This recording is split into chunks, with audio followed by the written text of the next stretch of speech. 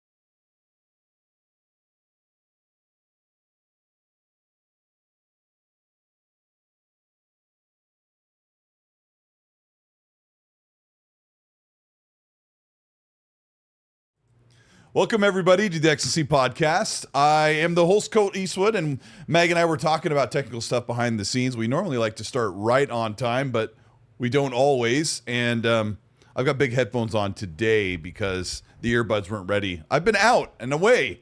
But Mag, I'm here with you. Yes. How have you been? I have been very good. Listen, I've been so busy. As I was telling you behind the scenes, I have been almost 13 hours learning how to use OBS, Streamlabs, and all that kind of jazz, whatever, because I'm trying to take my streaming, never mind like my videos and stuff like that, which I haven't really done a whole lot of lately, and then, of course, my Magcast, and so I'm elevating my tech in terms of like getting a better product out there for people to watch and stuff like that, right? Because before, when I was doing my streaming up until last week, I was using my PlayStation 5 HD camera, which is fine, but it's not really great. It still looks like I'm in the dark. You know what I mean? It doesn't look great. And then when you turn the lights on, it looks ridiculous. The audio was okay, but not nearly as good as my studio mic, obviously. And so now I've integrated all of that stuff into the Streamlabs. I got an Elgato 4K capture card. So now I figured all that out. You have to turn off HDR and all this other nonsense. Oh, yeah. So I figured that out. So now I'm able to stream on PlayStation, Xbox, and the Nintendo Switch 2. So I've got it all set up. So I can now stream any game you want on any console, and I'm ready to rock. The last piece of the puzzle, as I was telling you, the reason why I'm telling you this, everybody, right now, is I need, if I can't find it on YouTube, I'm going to need some technical help. And I know some of you guys are out there because you've hit me up before. And I need help because I bought a ChatLink Pro because I'm trying to get my wife's audio or my son's audio or whoever wants to guest game with me. I can't get their audio to come through. So I bought this ChatLink Pro and I put it all together and it doesn't work. So there's that. So that happened just minutes before the show. So I'm just like, okay, well, after the show, I'm going to look at it again. So if anybody knows anything behind the scenes of how to figure it out or how to troubleshoot to get their other people's audio in there, even with the ChatLink Pro, let me know. Either way, I'm having a great time. I finished Gears of War with my wife. We played through the entire campaign. We had a blast. It just reminds you, and there's a video I released last week that nobody watched because the last week of the summer just... Dude, the last week of the summer just sucks. Like, it just, nobody's on YouTube. Unless you've got like 10 million subscribers. But the thing is, I put up a video saying, after playing Gears of War, the original, Reloaded, whatever, it's amazing that when you look back and you're like, this is what it needs to return to. I'm not talking about the gameplay or anything. I'm talking about the story, the atmosphere, the horror, the grittiness, the genuinely like, being afraid of the Berserker anxiety. when I first played it. Yeah. Yeah, the anxiety of it. Like I was going through these burnt out buildings with my wife and stuff. We're going around and doing our thing, and like all of a sudden, one of those monkeys like kicks open the door, scared the crap out of me. Whatever those monkey things are, wretches. Jubies. Yeah. And it jumped out and scared the crap out of me. There was scary music, and I'm like, I'm actually scared. I felt like I was playing a survival horror game. I had six Nasher shells. That's it. And all my other ammo was out. It was nighttime. Those stupid birds were flying around. And like I'm like, this is scary. The stupid birds. And yeah. And then all of a sudden you get to, and then all of a sudden you get to Gears 5. And then all of a sudden it's like, la la la la la la la la, we're going through the snow. And I'm like, this isn't scary. Let it go. Jingle gears, jingle you all see, the like, way. the locusts out there ice skating. Yep. Yeah, it was ridiculous. And I'm like, but Hivebusters was really good. Hivebusters was a return to form, in my opinion. Yes, in terms of story and everything else, is awesome. So if they can go to that now, I think that Coalition listened to us, not us. I mean, like the general community at large, and they said, hey, let's go back to the beginning and let's make this thing damn scary. Because that's the vibe I'm getting from it. I don't know anything that's going on with the game right now. With E-Day, I'm talking about. And I'm like, I think they're going to go back to those scary roots. And when you play Gears of War Reloaded, you're like, holy crow, this was awesome from beginning to end. The whole game was just an adrenaline rush and just so good. And you just forget because it's 20 years old. I mean, I played Ultimate Edition, 10 years ago? Yeah. And whatever it was. And then going back to playing this again, I'm like, my God. It's just so good. And I really, really, really have faith that Coalition can knock it out of the park with E-Day and be like, yo, bring it back to that. So that's what I've been doing. I finished Mafia as well, which a lot of people already knew. Got the platinum on that. I went back and did that. Played Gears of War. And then I'm going to be getting back into Silent Hill 2 this week before the big granddaddy of Borderlands 4 comes in. And then I'm doing another cooking video based on Borderlands. Nice. That's going to happen. I'm going to be filming that sometime this week. So there's my story, buddy.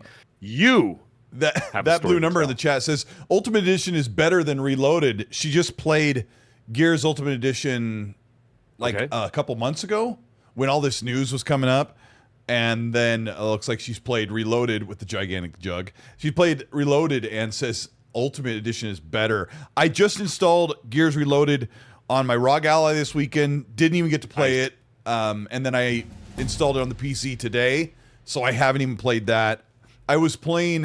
I did one match of Helldivers 2 on PC, crossplay with KY Bob, his buddy, and Red Wolf's buddy. Nice. Get right to the end, a whole 25-minute match. We get ready to extract. The thing's going to pick us up in 3 seconds. My game completely locks up, and I lost all progress from the entire match. I'm like, oh, how fun is that? But I have not played anything except for a bunch of Starfield because Red and I put out a collaboration video about all the things that we think Bethesda are working on, what they should be working on to fix Starfield and make it much better than it was, as massive fans of the game. So check that video out if you want to hear about what could be and what should be. But I was at PAX. So I was at PAX all weekend with my wife and my son and his friend, and spent 12 hours on Saturday on the show floor trying to see and play everything I could. The two major things that I needed to do at PAX was get hands-on with Borderlands 4 and hands-on with Crimson Desert. I want to start off with Borderlands 4 since I know that Meg and I have got our finger on that pulse. It was a pretty awful preview of the game. What? They dropped you into like this alien landscape where you're fighting like these aliens, like the precursor aliens from like Borderlands 1, and they gave you just a set of guns, and there wasn't a lot of loot. You're just in this empty area shooting these enemies over and over. And some of the guns, I know I'm going to love the game, but I just felt like this showing was like, what were you doing? That's not what you should have shown people who are just jumping in. Mm-hmm. Hold on, let me see. Are we buffering here? We're good. What? Sorry. No, you were fine. My screen was buffering. Okay. So two of the guns I had, I would pull the trigger and nothing would happen. And then I had to hold the trigger, and then they would start firing like they were really delayed. There's like a design of the new weapons, and I did not like the feel of it. It's like there was no spin up sound. I'm like, what is this? but the sound design was phenomenal. Yeah. And the game looks incredible. So I'm really excited about it. Huge booth.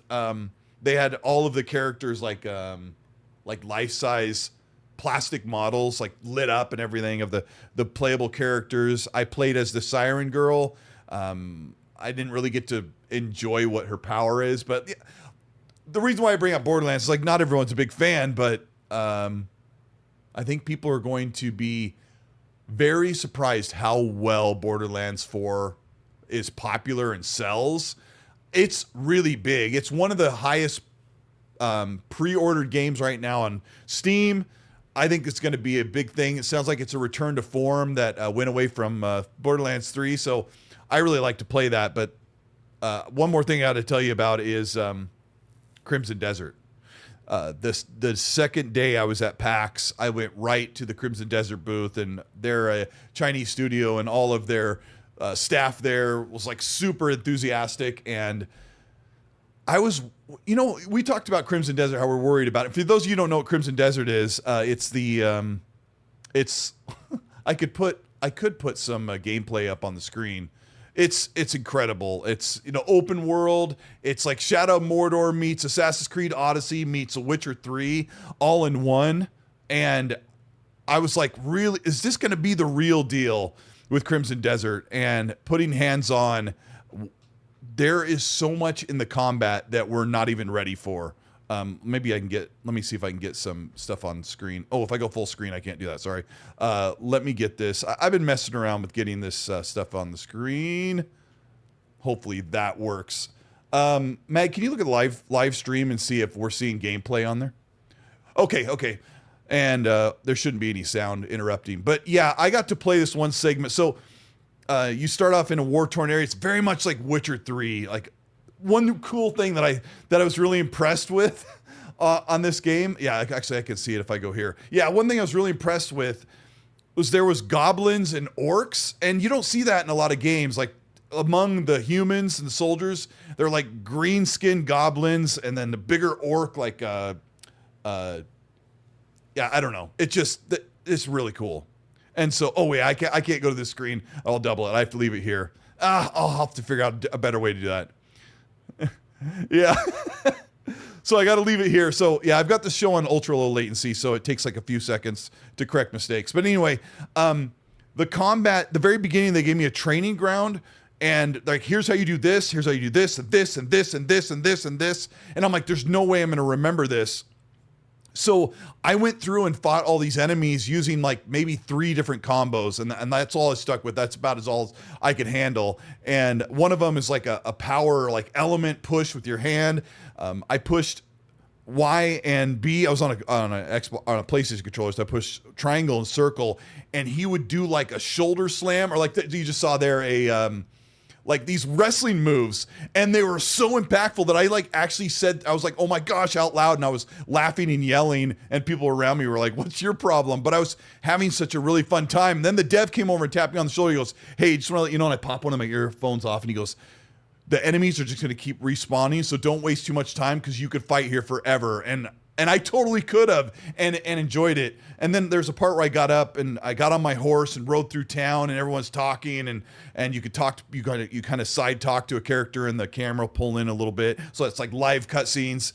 And so all that stuff is like the real deal. And then I had to go fight a boss, which was really difficult. And the one way to beat him is to, what do you call it when you telepathically pick up this stone pillar once you've staggered him and slam it onto his head.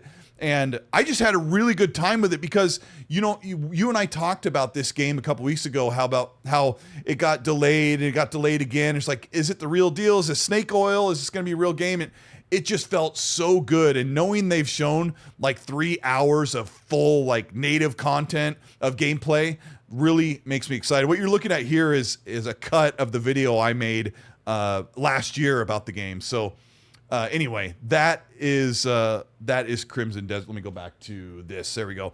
I'm really glad I got to play it. I know people probably talked about it since Gamescom, but when we talk about what we're playing, I'm just excited that I got to play something new, Borderlands 4 and Crimson Desert, a bunch of other little games as well that I'll save for another time, but I had a good time, and yeah. Awesome. Yeah, so gaming is in a really good spot, man. I know a lot of people complaining lately. Like you and I've heard a lot of people saying, "Oh, the AAA games industry is in turmoil," and I don't care about AAA. Like I just want really fun games, and I think we're getting them right now, right? Yeah, dude. There's no listen. I've talked about this a million times, and I've said it before. There's no crash. There's no there's no imminent danger of losing your AAA games and all this stuff. We're literally getting 5 of them in a month. Like it is, and the problem is, and I think that a lot of people feel. Now, I understand how like there are problems in the industry. There's no question of that. There are problems that are happening right now. Yeah, and those problems are a lot of them are labor related. Too many staff, costing too much money. Budgets are ballooning out of control. But that's the business side of things or whatever. They'll work that out, I assure you. One way or another, whether negative or positive, they're going to find a way to work that out. Now, the bigger thing is, what I'm thinking about, is that when there's a lull, even if it's a month, the gaming industry's dead. I hear it 8 times a year. Whatever, and I'm like... And then all of a sudden, the next month, you get this like cascade of stuff, and then you know what ends up happening? Everybody's like, "Oh man, there's too many good games. I can't afford it." Yeah. And then I'm like, "Okay." And then all of a sudden, a month later, there's like a lull for like 3 weeks. The gaming industry's dead. And then and I'm like, "Come on, guys, just give it some time." There are so many games out there, whether it's you purchasing them or whether you're getting it on Game Pass, for example, is another. There's literally and not every game is going to float your boat. I just was looking through Game Pass the other day. By the way, I just like to point out I was online both on PlayStation and Xbox this weekend, and not one person invited me to a party to have a little chitty chat. And I showed up online. However, I got about 25 or 30 more people add me this weekend, so I'm like, that was awesome. So it was a lot of fun to see that. So it has been better. I've talked to a lot more people than I've been able to in a long time, because I've opened up those channels and accepted some friend requests. In the past, Mag, I didn't accept a lot of friend requests unless I kind of personally got to know people. Because if I'm in a party and I leave it open, if you're a friend, you can just jump in. And so we tried to be careful about, being in parties and talking about insider information or talking about video projects if somebody comes in and we're talking shop and stuff. But after seeing the I don't know what the word is, the exodus of people going to Discord or not appearing online, I had to put a stop to it. And you've been a big part of reaching out and talking to people. And I'm trying to get face. I love that, and I'm trying to get more people involved or whatever else. And there's something that actually is really starting to upset me a little bit, and I've been noticing it over the last week that like I said, a lot of channels have been down over the last. It's always the same thing every year. Usually, like the last couple of weeks of August, going into Labor Day is very slow. Not only news wise, ironically, we just had Gamescom, so there's a lot of news there, but. YouTube traffic tends to die off as people are doing family stuff. They're touching grass, doing whatever they got to do, right before, the fall comes, the kids go back to school, university and college students are doing their thing. So everybody's like in this, this moment of like constant, flux, is like everybody's trying to get their life organized for like the fall and beyond, right? And so as a result of that, the numbers are down. However, the numbers that are up higher than anybody else that I notice are the most toxic people on YouTube that are attacking other people personally, or channels, or individuals, or specific consoles, or all that kind of. So basically, all the really toxic fanboy stuff gets a lot of traffic, and I'm like, this can't be it. And it frustrates me because like my channel has like since my wife had her situation, my channel kind of went a little stagnant. Because I wasn't steady putting out content as much as I have over the last month or whatever else. However, I even noticed people who are still putting out a lot of content, their numbers are just not hitting there. And I'm finding that the most toxic, like aggressively toxic channels are getting so much traffic. And I'm like, is there this much attractiveness to negativity? And I'm like, no, man, I'm not going to do it. And I'm not like, I could do it. Trust me, dude. I could throw down with the best of them. You want to, like, if someone wants to get in one of those public beefs like Machine Gun Kelly and Eminem, I'll do it. But I mean, like, you know what I mean? But I'm not going to do that. That's not my shtick. That's not going to be my channel. I decided that, and I'm just going to forge my way. You do what you do. I do what I do, and on and on. But the thing is, it's like, we've got to cut through this. So as a result of that, I'm like, we've got to cut through it because you don't see Skill Up out there console warring. No, with his million, you know what I mean? Like, or whatever. Like, yeah, yesterday, you know what I mean? Yesterday, a content creator that does PlayStation stuff that I've always been totally fine with called me out and was being toxic, and I was like, bro, I've always liked you. I've stood up for you. This is kind of weird. And somebody else in the community was like, why are we doing this? And we'll talk about that later today. That is kind of a major topic because Mag and I have both made different changes, and you guys have been amazing. It's been really amazing as we all kind of have shifted our perception of what the games industry really is as it's changed from out from underneath us. So we'll talk about that. I can't get the topic scroll to work properly at the bottom of the screen, but I wanted you guys to know what is, I was messing with it while Mag was talking. We're going to talk about a couple of troubling PlayStation things. There is a couple of returning franchises that are in a really weird spot right now that we're going to talk about, and we're going to talk about some future hardware for next generation that's pretty interesting, and then we'll talk about how the landscape has changed and how people are reacting to it. So I want to get into that. I thank everybody for being here, and I don't even feel like we've properly started the show because Megan, I just like to sit here and talk gaming with you. We appreciate all of you. We already did six topics. Oh, right. We're on topic number 7. We did. We talked about PAX. We talked about Gears Reloaded. We talked about Crimson Desert and Borderlands 4, and we talked about that. Thank you so much, KY Bob, for gifting 5 channel memberships. Appreciate everybody's support. Yeah, it is a quiet time of the year. Everything will start to pick up for everybody with all these games rolling in and game news. Emperor Hounds, his thoughts on Blood of the Dawnwalker. I didn't play it. Some of the lines were so crazy, but my wife and I did take a cool picture. We gave our blood chalice offering at the altar. They had like a whole thing set up with the monk guys all dressed up. They're pushing Blood of the Dawnwalker pretty hard. Well, before I get off of the PAX stuff, I thought I would ask you your opinion, Mag, because I certainly have a strong opinion. Resident Evil Requiem was there. Miss Walker was there. Borderlands 4, Crimson Desert, Baldur's Gate 3, Kirby, like massive juggernaut franchises and platforms were at PAX amongst the tabletop games and indies and startups and then gaming gear, but no Xbox. And PlayStation stopped going years ago. I think around the same time Xbox stopped going.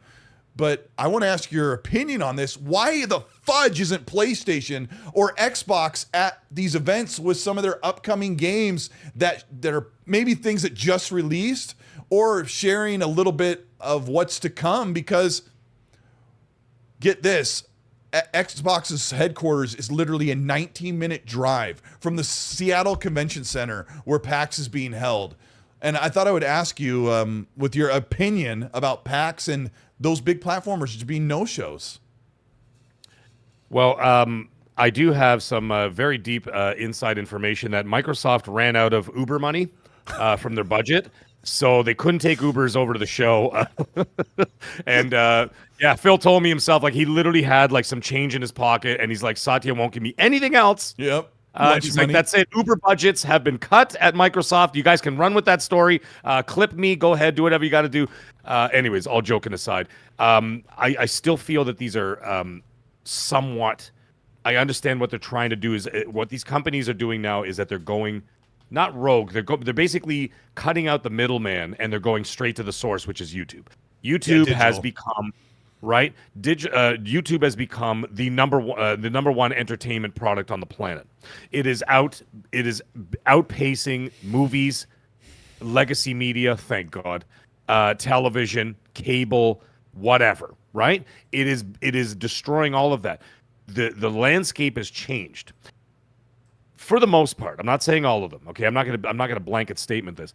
Most kids these days, which is your target audience when it comes to video games and stuff like that, not 50-year-old Mag. Yes, okay, I'm part of it and whatever else, and I do have influence in the community and whatever. So do you. Colteastwood just hit 180,000 subscribers. Congratulations, by the way. Yes, amazing feat. I will get there one day. But the thing is that these kids, my kids, all the other kids, they're not sitting around watching Amazon Prime. They're on YouTube all day, all night, when they're not in school or whatever the heck else they're doing. And so they said, well, why are we putting all this money into this, that, and the other when we could just go straight to the source, which is YouTube, and get all the views and everything else over there? The unfortunate part of that, I understand the business part of that. The unfortunate part of that is that you lost the soul of being part of something. Like it's so nice to be able to walk into a convention center and just see, you know, the giant blues and the giant greens and the giant reds of the big three, and you get to go over there and they're all, you know what I mean? And like, yeah, but you the go into indies, the area, the indies and the smaller, medium, and even larger platforms could just use YouTube, Twitch, digital, Twitter, all that, and they're still putting down a booth, having people be there, having characters dressed for photo ops. I just don't understand. I love that. And what that is that because you're reaching people on a ground level, you're working in the trenches, right? And when you're working in the trenches and you're talking to people on a ground level, that's why, you know, that's where you make those connections, especially if you're working, if you're promoting an indie game or even a third party game and you're trying to sell it, you know, to make sure that everybody, you know, purchases your game on whatever platform of choice. And the thing is, it's that it's sad to see that like those bigger ones seem to have distanced themselves from the people, and they've become so corporate. I mean, Microsoft, okay, Microsoft's Microsoft. Sony, same thing. They've always been kind of distant. However, they still used to do shows and stuff like that. And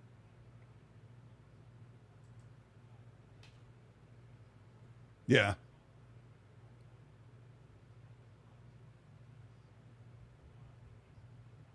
I'm a faceless corporation that's selling us a product to make you a lot of money and you and your friends a lot of money. And that, like I said, I'm not against any of that. That's capitalism. That's what we do.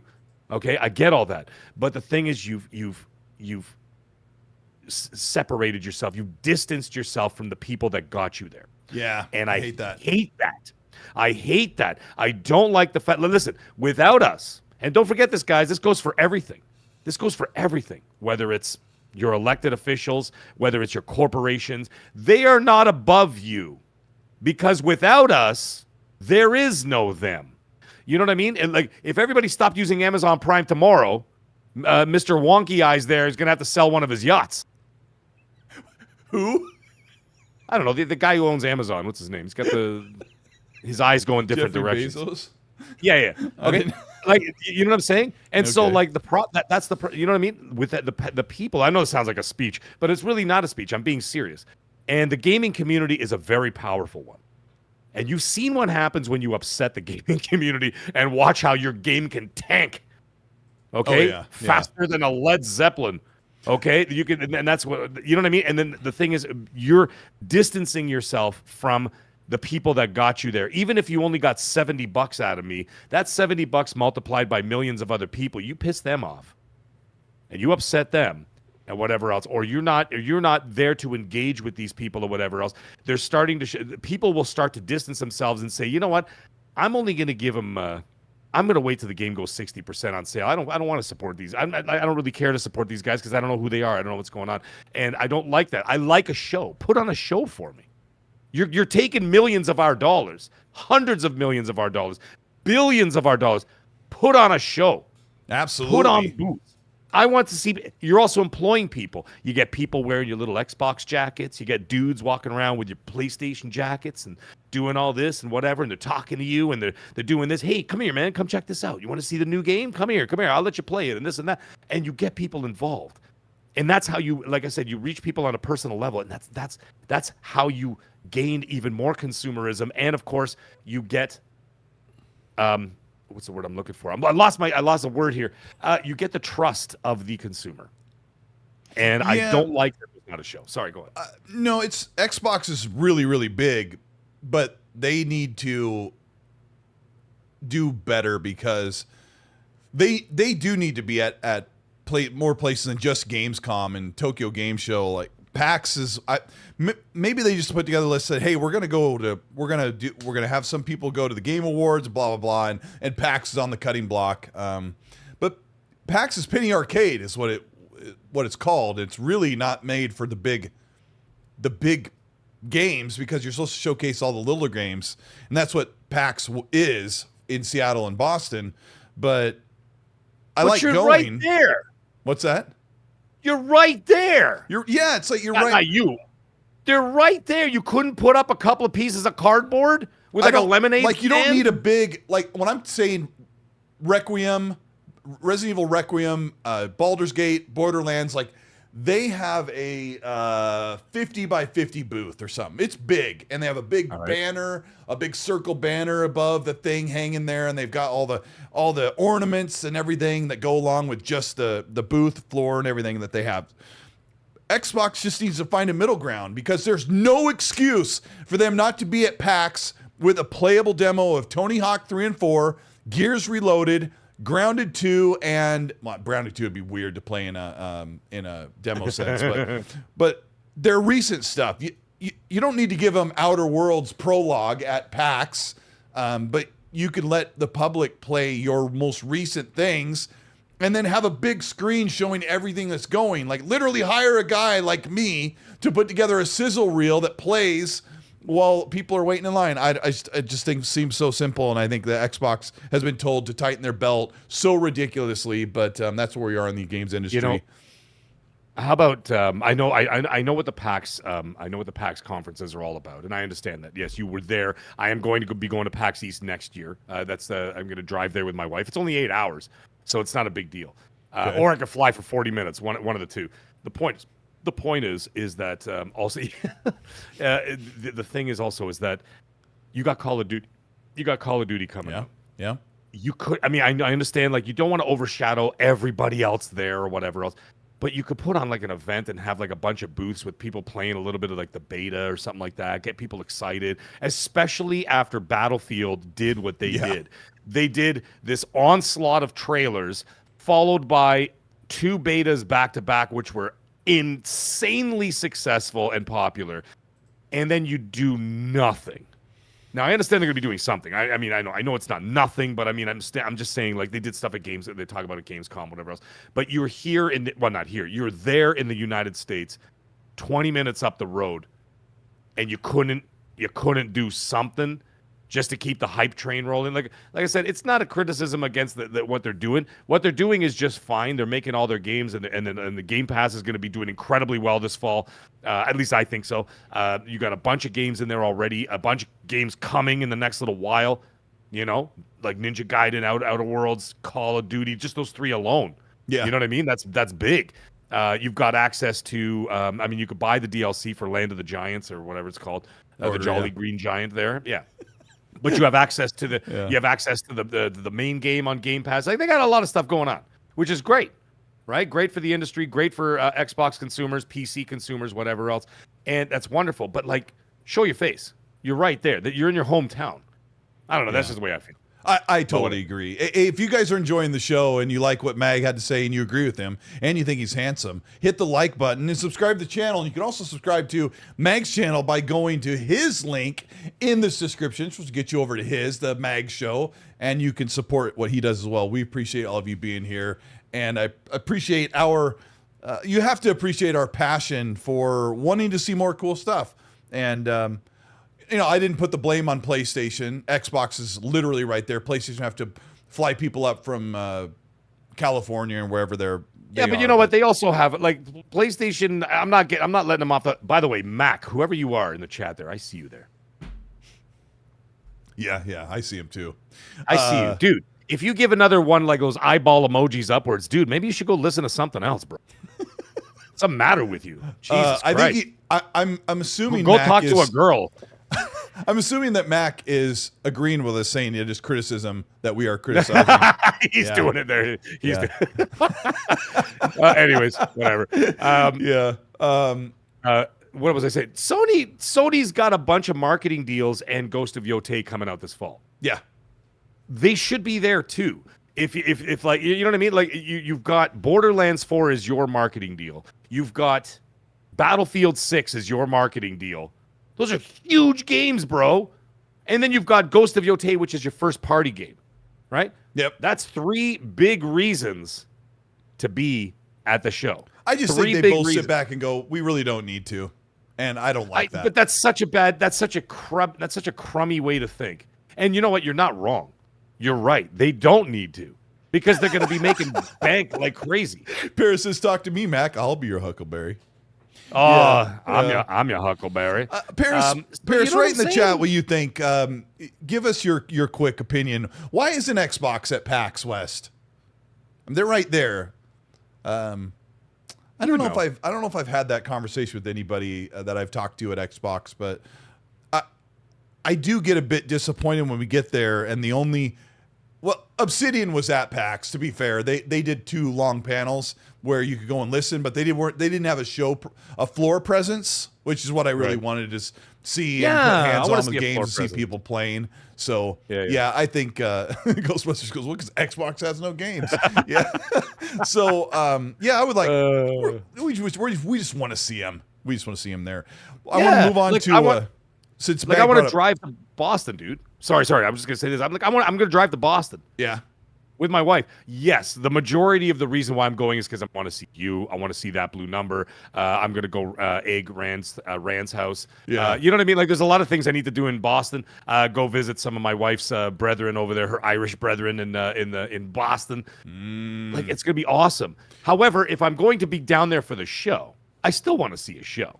You know what I mean? Like, I want to do something fun, like at the show. Like, that's what I'm there for. Yeah. Beyond, of course, meeting my friends. I know that stuff is really nice, and I got to see Miles Dampier, which I always see him almost every year, and he's a good friend, and I got to see him there. Paris made a really good point. He said, in my opinion, Gamescom was the bigger show. It is way bigger. Gamescom is huge. He says, it's almost not fair to ask everyone to ramp up for PAX the very next week. I think they are. By the time Gamescom had wrapped, PAX started the next 7 days or so. So right. He's right there. I didn't think about that. You'd have to splinter the team and say, hey, take the C team over to PAX and let the A team work on Gamescom. Ace out. Miles looks amazing. Miles is so happy. He is working in the games industry. They're shipping so many games. He shipped like 5 games as he's been working with them over the past 2 years, and he's living the dream. Yeah. It's awesome. Speaking of living the dream, I want to talk about PlayStation. They published a Chinese game that is a dream of a small developer to create something as wonderful as Final Fantasy 15. This developer who put out Lost Soul Aside this week, PlayStation purposely did not put out review copies to the general media and content creators because of the rough shape that Lost Soul Aside was in. This is a very Final Fantasy-esque game, and I read a good write-up from Synth Potato about the developer who's been working on Lost Soul Aside for 10 years. Says he pulled his hair out, broke up and lost his girlfriend in his relationship, worked over and over. PlayStation swooped in and tried to support the game. It was in really rough shape, and it's basically a miracle that Lost Soul Aside saw a light of day with all that he's gone through. He saw Final Fantasy 15 in its first showing, and he said, I have to be able to do that. So he learned how to use Unreal Engine. He learned how to do development and 3D modeling, like all on his own, and built this game. PlayStation decided to publish it for them, for him and his small team. And it is a 65 on OpenCritic. It's about a 60 on Metacritic. So across PC and PlayStation, it's sitting at about a 65 out of 100. And it's brought down PlayStation's first-party score this generation, slightly under Xbox. I haven't done the calculation yet, but 2 to 3% probably. But PlayStation still has an advantage over Xbox with 2 or 3 games. This sort of folds into the discussion that we've had about pushing away from the idea of exclusives and just the plastic box, because Xbox has not been a plastic box for almost 10 years. And so I've built this list that talks about who is providing the games and what kind of quality are they. And half of them are going to PlayStation anyway. And PlayStation has tried to change things slowly for the future. So Lost Soul Aside, I haven't played it. I heard from a lot of people who had played the demo that didn't buy the game, said that it wasn't a whole lot to put a candle in the window for. I don't know if I was basically required and begged and demanded by PlayStation fans when I was putting together my first party list on OpenCritic that shows the quality of games that are available on both platforms, that Lost Soul side had to be on the roadmap, had to be on the upcoming games. And now I think they might be wishing that it wasn't, because it's another low-scoring game that has brought the score down like Redfall does for Xbox and Modern Warfare 3 or Quantum Error and things like that. These things happen, but overall, Meg, my last thing I'll say before I let you talk is PlayStation's at about a 78, 79%, and Xbox is around an 80%. Oh, out of 100. And if you're batting, 80 out of 100, that's pretty good. That's not really a batting average, is it now? But I still think it's pretty good either way. So, Lost Soul side, what do you think? Okay, when I first saw the game, I was really down with it. Now I see some people in the chat were actually putting some fire emojis with it. It seems to be very divisive in the community. I find people who are really loving it, and then there are most people that I know are on the fence about it, and people I know who've played it are like, well, it's okay, it's got great combat and stuff like that, but overall, it's not a great package. Okay. So I'm going to now. The thing is, I'm going to skip it I'm going to skip it. Now. I have to be a little bit more of a discerning customer these days because there's just so much out there and there's only so many hours in the day. I'm not going to blow $100 and not touch a game. You know what I'm saying? Like, I've got to that point now where I'm like, listen, man, we've got all these games coming up. I still got a backlog of games that I said, like Assassin's Creed Shadows. I haven't even started it. My wife is 70 hours into the game, and I haven't even turned it on yet. Yeah. So, like, why would I buy Lost Soul Aside when I could turn on Assassin's Creed Shadow and play that or whatever? I didn't even buy Metal Gear. I'll get into that another time, but I didn't buy Metal Gear Delta because I heard there was a lot of performance issues. There was some problems there. Actually, ironically, mostly on the PS5 Pro. But either way, I didn't buy the game. I'll wait until they either fix that, Konami gets it together and fixes it up, and then I'll buy it at a cheaper price. But Lost Souls Aside is just not making the cut from everybody I've talked to, people I trust in the community, and of course other YouTubers that I've spoken to personally. And I said, "What did you think about it?" And they gave me their 1-minute review, and then said, just either wait for a sale or it might just not be for you. And I'm like, okay, that's fair, that's fine. The thing is, when it comes to supporting a game, and of course Microsoft knows about this, especially earlier on in the gen. It's a crapshoot at the end of the day, because you can have a game that's like got a 70 Metacritic and the fans love it. They get right into it or whatever, they're having a great time with it and it does really well. Or you could have a 90 and maybe not a 90, but like, you know what I mean? It's just like, or you could just have a complete failure. It's still a crapshoot at the end of the day. You're taking a risk. PlayStation took a risk. I don't think it's going to work out for them. I think they're going to lose money. They're not going to lose money on it per se. Because when it comes to supporting another game, they always have a back door. They have a back door so that they can walk away squeaky clean in terms of money, right? Yeah, financial. Yeah. To be like, listen, man, as long as we get our money back, everything else lands on you. It's still your game at the end of the day. However, it does affect reputation, right? And look at what happened with Concord. People still talking about that. That was what, a year ago now? Is it a year? They bring it up every time. Yeah, every time I used to have the graphic. There. Yeah, it'll never go away. Just like Redfall will never go away. Yeah. Right. Like the stink is still there. And so like as a result of that, you might have to take one on the chin for this one too. Hey, it's kind of the business. It is what it's going to be. But they need to focus on. I mean, if you're doing your third-party stuff, Forspoken's another one, right? Actually, Forspoken is actually not that bad of a game, but it didn't do well. And they partnered with Square on that one, and they did not get the payback on that one was not worth it. The squeeze was not worth the juice, as the kids say. You know what I mean? And so there's that. But this situation, what you're gonna have to do moving forward, you're still gonna have your third party deals. Do what you got to do. That's fine. Focus on your first party at that point, and whatever other plans you have. We're not gonna get into all that conversation. I don't know what their plans are. I know some plans as to what bringing games elsewhere. But anyways, the thing is, focus on your first party quality then. Yeah. So that at least you can differentiate yourself and say, okay, yes, our overall aggregate is down. We're not doing as well. What does Xbox have? 1% higher than them? Yeah, something like that. 1 or 2%. I haven't done the recalc. Okay, so they're a little higher. They'd be like, all right, but, and then they could still put in that button there and say, but our actual first party is incredibly rated higher, whatever, blah, blah, blah. Like they even had the problem, remember last gen with Days Gone? I mean, the game got a cult following, and it ended up doing way better after the fact, and it holds. It's like a 90 or something, or 88 on the remaster, which is crazy. Well, it's an amazing game, and I loved it. But I played it years later. I never played it when it came out. I played it like 3 years later or whatever it was. But that's still stuck around too, right? So if you focus on your first party, and then you have to crapshoot with the third party stuff that you're keeping exclusive. It's just part of the deal, I guess. And like you win some, you lose some. Yeah. And I unfortunately in this case, because this guy has an incredible backstory, I really feel bad for him because he really put all his heart and soul into it or whatever. And I just don't think in the long run it's gonna, unless the Chinese community really, really gets behind it, like they did with Wukong.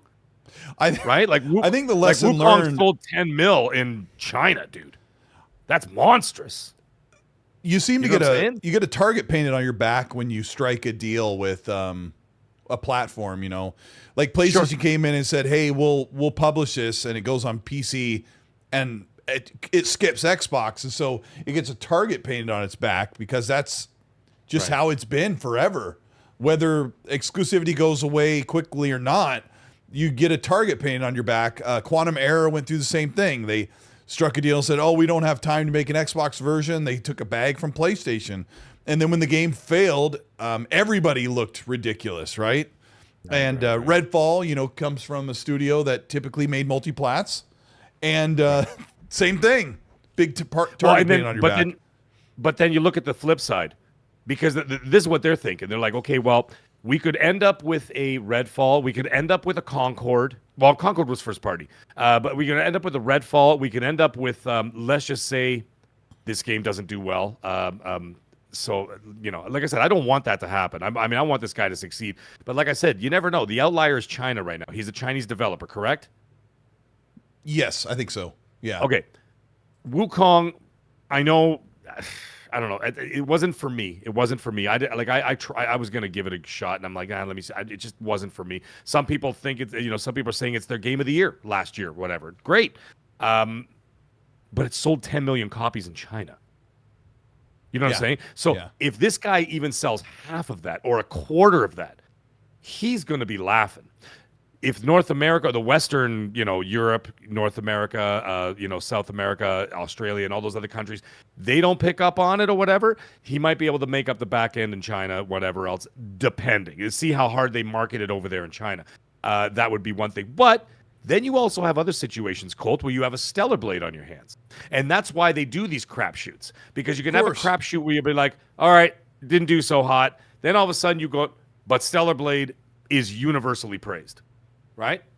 It may not have sold 25 million copies, but it's sold a lot of copies, enough for that studio to already have a second game in production and a third game that they're working on right now. They made bank, brosif.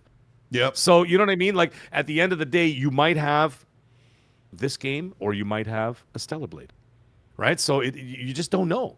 So, I mean, sometimes you got to take that chance, but be prepared that if it doesn't work out, you're still going to take one on the chin. You're going to take one on the chin because you're front facing this product. You're putting your name in there as well. And as a result of that, that's the risk you have to take. Yeah. So it is what it's going to be. So, if PlayStation's got to take a hit, then they got to take a hit. That's all there is to it. And I'm just perception wise, not obviously financial, but perception. I mean, sometimes they take both. And another one sometimes both. Yeah. Another one that's very much in that example, in that vein of what you're talking about, is Fairgames from Haven Studio. PlayStation built up this Haven Studio with Jade Raymond at the helm. She has a really great history and a great veteran developer, and she is working on Fairgames exclusive to PlayStation. We just heard yesterday that the game director has quietly left. On his LinkedIn, he just updated that he's now working with WB Games, which we'll talk about a little bit later in the show. But with Jade Raymond gone and the game director, everyone's just sitting and waiting. What's going to happen with the Fairgames? Are they going to cancel it, or is it just going to quietly be put on hold? Or is Haven Studio going to be shut down? Because we see a lot of this happen. It gets really obvious at a certain point that when games get into this much turmoil that they have to just stop the bleeding immediately. Yesterday, I was wearing my earlier today, I was wearing my Marathon t-shirt that Marathon sent me for the Marathon game. And I was explaining to my wife, she's like, what is that shirt? And I said, it's Marathon. We've talked about it on the show. It's probably not going to get off the ground. And if it does, when it does, it's probably going to die pretty quickly. A lot of people don't like it. And she was kind of giving me a hard time. She's like, you shouldn't say a game is trash or isn't good if you haven't played it. I'm like, I know I haven't played it, but I'm just telling you the information is just about everybody who play tested it has said it's got no chance of being a good game or being a success. And I don't know how else to explain that, but it was funny because it was like, if I wear that shirt, it has to be kind of ironic because you and I are pretty sure that Marathon is going to come out and it's just going to have this real short. I mean, we don't know, but I guess just based off of what we've seen for a long time, it's part of it's a hypocrisy that I fall into where I complain about the way that the reception is for Ghosts of Yotei and Outer Worlds 2 when I think those games are going to be really good and one may be more successful than the other, but Fairgames is one of those. I just feel like you can't help but say its time is very limited. Meg, what are your thoughts on Fairgames in that situation, and what's your prediction for the future?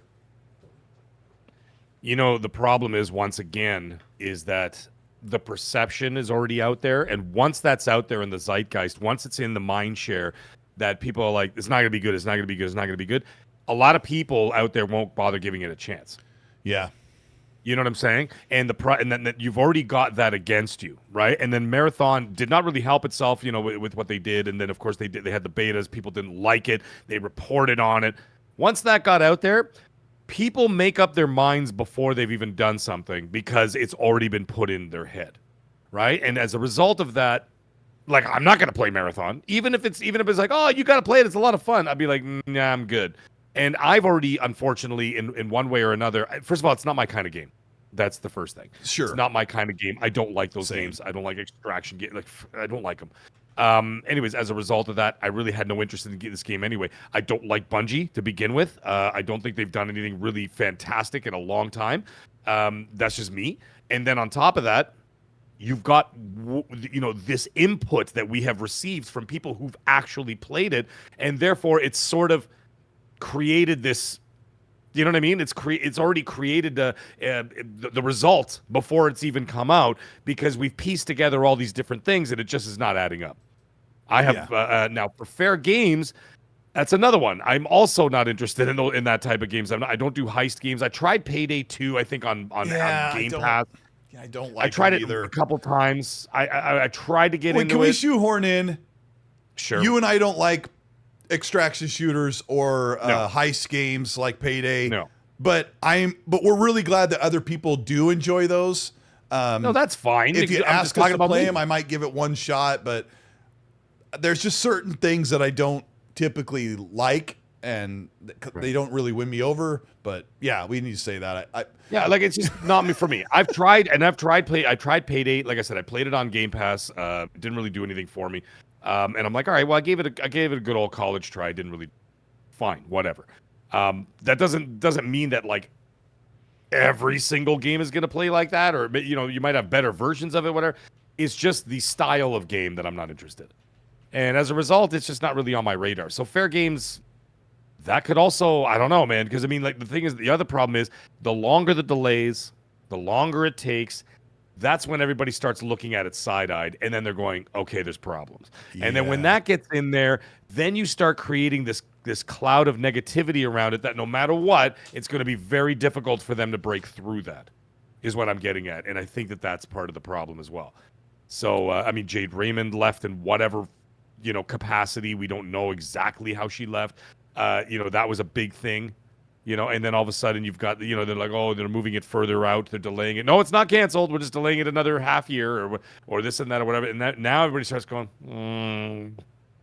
I don't know. Yeah. You know what I mean? Yeah. And then now you've built this negativity around this game. And now it's going to take a Herculean effort to break through the public perception at this point. Same thing with Marathon. I think the Marathon and Fair Games are just not good. I mean, you never know. Fair Games might turn into like the new Fortnite for all I know. It could make billions of dollars, and like everybody's like, to hell with it. It could. It could. Really Fortnite looked super lame when it came out until that Battle Royale hit. I mean, but I this is overflow from last week, but when you say that the perception of people can help kill a game, they really do. When I see people say, "Oh, I'm not playing anything. I'm not playing Indiana Jones because it's woke because the female has a short haircut," and they tried, but it didn't work. So maybe it doesn't work. I don't know, but I think the bed is made for Fair Games. We could speculate. That's about all we can do. Yeah, we don't know. My speculation is, it's just like I just said, it's just a guess. I just don't think either one of those games are going to do well. The difference is, Mag, that's what I'm saying. There's certain games that people are like, I've wanted something like this. You know, people are like, no one asked for this. They always say that, right? Yeah, but there's certain games where people are like, nobody wanted this. And I guess that's what they mean when they say nobody asked for this. A Fortnite Saints Row style, we're going to talk about Saints Row in a minute, style heist game with weird looking characters with colorful hair. Like, when is the world going to realize that isn't what we think punk rock is? Like, punk rock is not this rebellious character. And I say punk rock in sort of a tongue in cheek. Punk rock used to mean back in the early 80s, like you were a damn the man, and you know you were your own thing. You were your own individual. You weren't going to follow the corporation. You wouldn't be held down. But I don't know, purple curly hair and torn up jeans and floppy sneakers is not what this generation wants. I guess that's just how it is. But Fair Games is in a rough spot. There's an interesting story that goes with Saints Row that I'm going to tell really quickly for those of you who haven't read it. Before I do, Danny Passion Official, thank you so much for the 5. Thank you for super chats and supporting the show. We appreciate it. Danny Passion says, to me this year, Call of Duty marketing seems weaker than previous years. Did Sony do a better job marketing Call of Duty? Sony wouldn't dictate when marketing would be, I don't think, but I think it's a little early for marketing for Call of Duty. That will come in. I think I saw... No, it's for Grand Theft Auto. But yeah, marketing for Call of Duty will be fine. Malik said earlier that Call of Duty was in bad shape. I haven't heard anything about the new Call of Duty being in any turmoil or having problems. And like we said last week, it will be in the top seller all year long while Battlefield 6 does really, really well, or maybe even beats it. So that'll be a really big win for first-person competitive shooters. So let me talk about Saints Row real quick. I'm going to throw this here in the timeline. Okay, here we go. Synth Potato, who does a lot of really cool covering of video game stuff behind the scenes, said that Saints Row, the reboot that we had in 2022, I think it was, that took place in the Southwest, was supposed to be called Saints Row Cinco. It would be a sequel to Saints Row the Third. He said the original Saints members were all going to return as major characters. Saints Row 4, the one that was cracked down on crack, the superhero one, was not going to be canon. It would be retconned, and Johnny Gat's death in Saints Row 3 would have been removed. It would have either taken place in that same timeline or just before the boss of the crew would leave Stillport to go to Santo Aleso, which is the southwest, like Arizona, like city or whatever that Saints Row is in now. Before I read the rest of this, I was one of the very few who played all of the Saints Row reboot in 2022. I skipped, we talked about this on the show many times, Mag. You and I, we skipped all the cutscenes. The gameplay was phenomenal. The characters were ridiculously annoying and worthless, but the gameplay and customization, gunplay was really fun. This says, there would have been a secret mission where you confront and kill Dex. I don't remember who Dex is. Help me out if you remember everything. But the coolest thing in here is they said Saints Row Cinco or Saints Row 5 was supposed to be Saints Row 3, 20%, and 80% bring back the feeling of Saints Row 2, which is the world favorite. Voice actors were returning. They had recorded a bunch of original lines, but here's the best part, Mag. THQ Nordic and Deep Silver came in and outright rejected the story and forced Volition to rewrite it to a bunch of college kids stealing cars and causing crimes so they could pay off their student loans. Another version of the story got written and a full reboot for all the original Saints being removed and anything of bringing back the original thing, like Freckle Bees or the just all of that, like really mature and funny tongue-in-cheek parody of Grand Theft Auto San Andreas was completely denied by THQ and Deep Silver. They thought this is what kids want, which is so funny when we talk about fair games. The kids don't want that. The kids want what's like, we like stuff like we're old, right? We like stuff that's cool and funny and I don't even think edgy. We don't like edgy. Edgy is the wrong thing.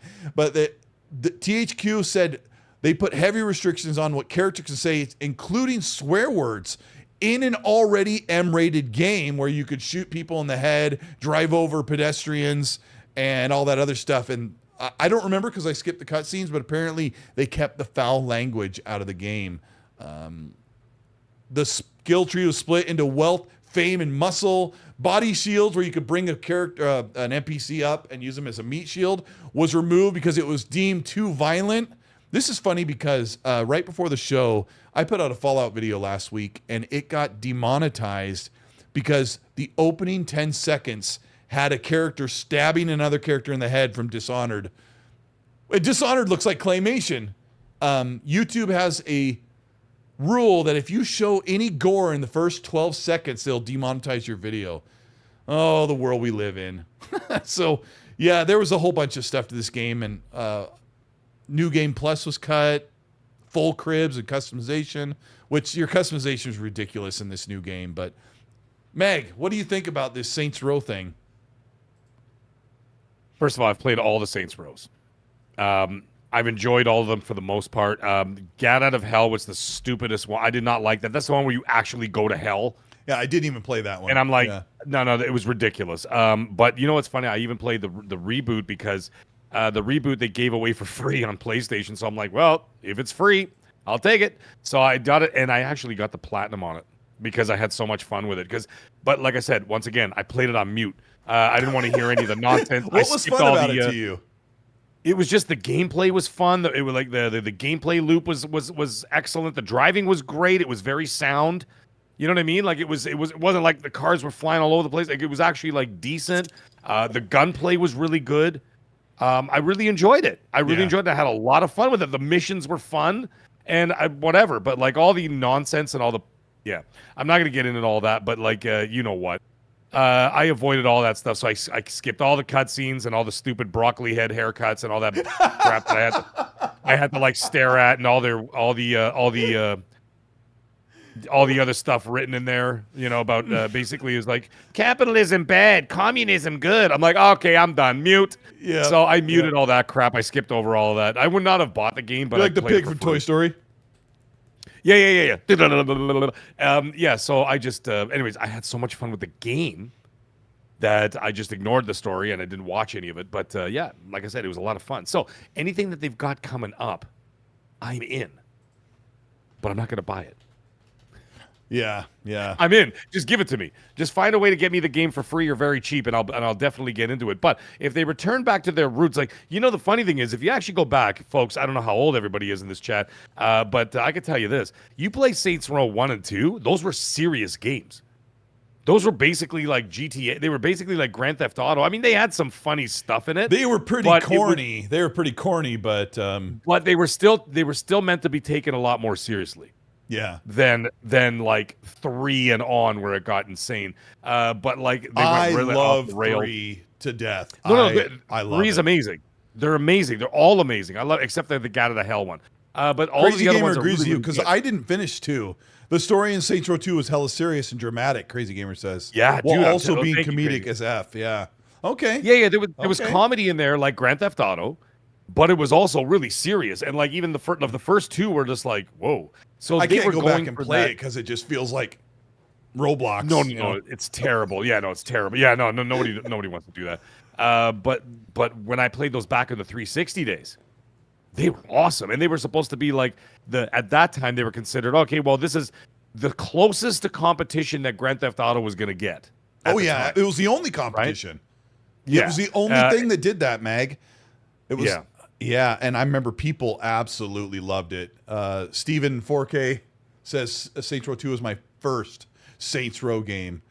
I played Saints Row 1 all the way through. My character looked just like me at the time. Yeah.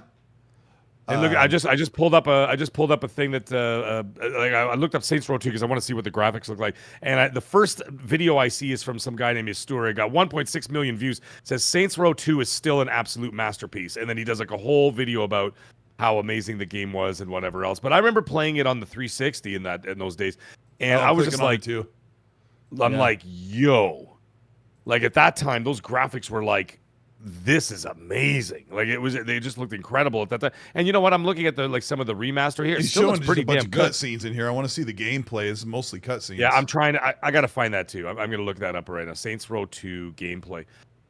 Anyways, the point is that full game. You can play the whole. Yeah, I can't show it on screen because I had to switch Mag and my audio setup because of my headset. But yeah, I remember though in those days. If you had a 360 and this game came out, you're like, yo, like this was like cutting edge graphics and stuff. I was like, wow. And I bought it immediately because my friend had it. And I'm like, dude, what is this? And he's like, oh, it's like Grand Theft Auto, but better. That's what he said to me. Yeah, I remember I had just I got into Saints Row, San Andreas so late after everybody had they were getting ready for GTA 4.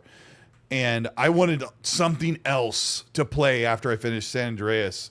And I remember I was at a GameStop and this guy, and I said something to like a young guy that was about my age, and he's like, dude, you want another game like that?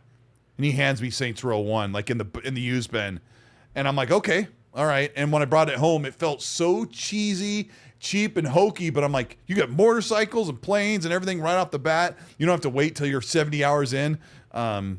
We need games like you do not get sandbox games. Like we're waiting 10 years for Grand Theft Auto 6. Is that what it's called? Yeah. You remember another game, guys? I know someone in the chat mentioned it, but it was also one of my favorite games out there at the time. Do you remember another game called True Crime New York City?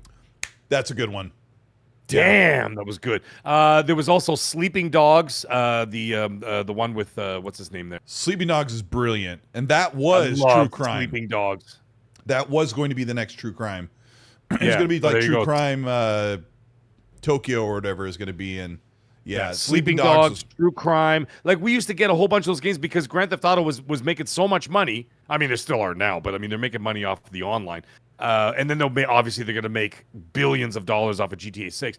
But we had all these other games out there that were in the same genre that were competing with that we had options. Well, so when you finished, like you said, San Andreas, when you finished GTA 4, you could go to Saints Row, you could go to Sleeping Dogs, you could go to True Crime New York City. And Just Cause was kind of... There weren't that many, actually. It was just Saints Row, Grand Theft Auto... True Crime, maybe Mercenaries, but that was older. But the sandbox games were, there was like that lock of a few good ones and no one else would touch them. And I remember thinking, why isn't someone copying Fallout, make a Fallout style game in a different location or different setting. It doesn't have to be post-apocalyptic, just use all that. Why don't we have more sandbox games? And Yodani Kizada goes, give us Crackdown 4. I would love another Crackdown. That one bombed so horribly, and I loved it to death. I gave it a 78 out of 100 because that campaign was just so fun to play. I loved Crackdown 3. I thought it was so fun. Yeah, man. It was just. I tried the multiplayer for like a total of 8.3 minutes. Yeah, the Saboteur is another multiplayer. Like I played the multiplayer for 8.3 minutes, and I'm like, yeah, I'm done with this. Yeah, I'm out. That thing hurt my eyes. But who was it? Romeo says the Saboteur. Saboteur was the last sandbox game we got when Just Cause kind of fell off and Saints Row was slowing down. And the Saboteur is brilliant. That studio closed down after that game. That game just didn't sell enough, and it's a brilliant game. Yeah. John Woo's Stranglehold, another one. I mean, that was more streamlined, but it still was fun. So there's a whole write-up about this, and I read most of it or paraphrased a lot of it, but Let us know, chat. Would you like to see another Saints Row game? Do you think it's ever going to come back? I think the last one did not sell very well. So and Volition was like in trouble of maybe like getting closed down. But we got Tim, Dark CMF, thank you so much for the 5, says, damn, the man saved the Empire. Oh my gosh, he references Empire Records from 1996. I don't know how good that movie is. If I tried to watch it today, my wife and I loved that when we were first dating. It's definitely a movie. It's a movie. It's a thing of its time of the grunge movement or post grunge movement. Boner Jams, thank you so much for the $5 super. Says, heard Mag will be the master of ceremonies at the annual Bottoms Only brunch in Quebec City in November. I'm pumped. Love you guys. Bottoms Only brunch. That's Mag. That sounds wonderful. Where are you at? I don't hear you. Oh, he said, I'll be right back. And I'm just too busy not listening to him like I always do. But we appreciate Boner Jams. Check them out every Wednesday night, Under the Bus podcast on YouTube. Check it out by writing UTB, and you'll get to hear them talk about everything of everything. Yeah, we appreciate you so much. Let's see, where are we at? I meant to bring this up before, but the guy who left Fairgames, the creative director, Daniel something, I didn't read it long enough because we'll won't hear from him for a long time. He went to work with WB Games, and now there's a rumor, when Mag comes back, this will be a great topic to discuss. He's working on a Arkham. No, he's working on a, I should have remembered what the thing said, but there is a rumor that he said in LinkedIn that he's going to be working with WB Games on a third-person action-adventure game, and then people saw some job write-ups for possible Batman Arkham style game making its return. So they're putting 2 and 2 together in the same week, that maybe WB Games has thought the only way to dig us out of this hole we've put ourselves in is to make an actual Batman Arkham game, especially after seeing the Lego Batman game do so incredibly well.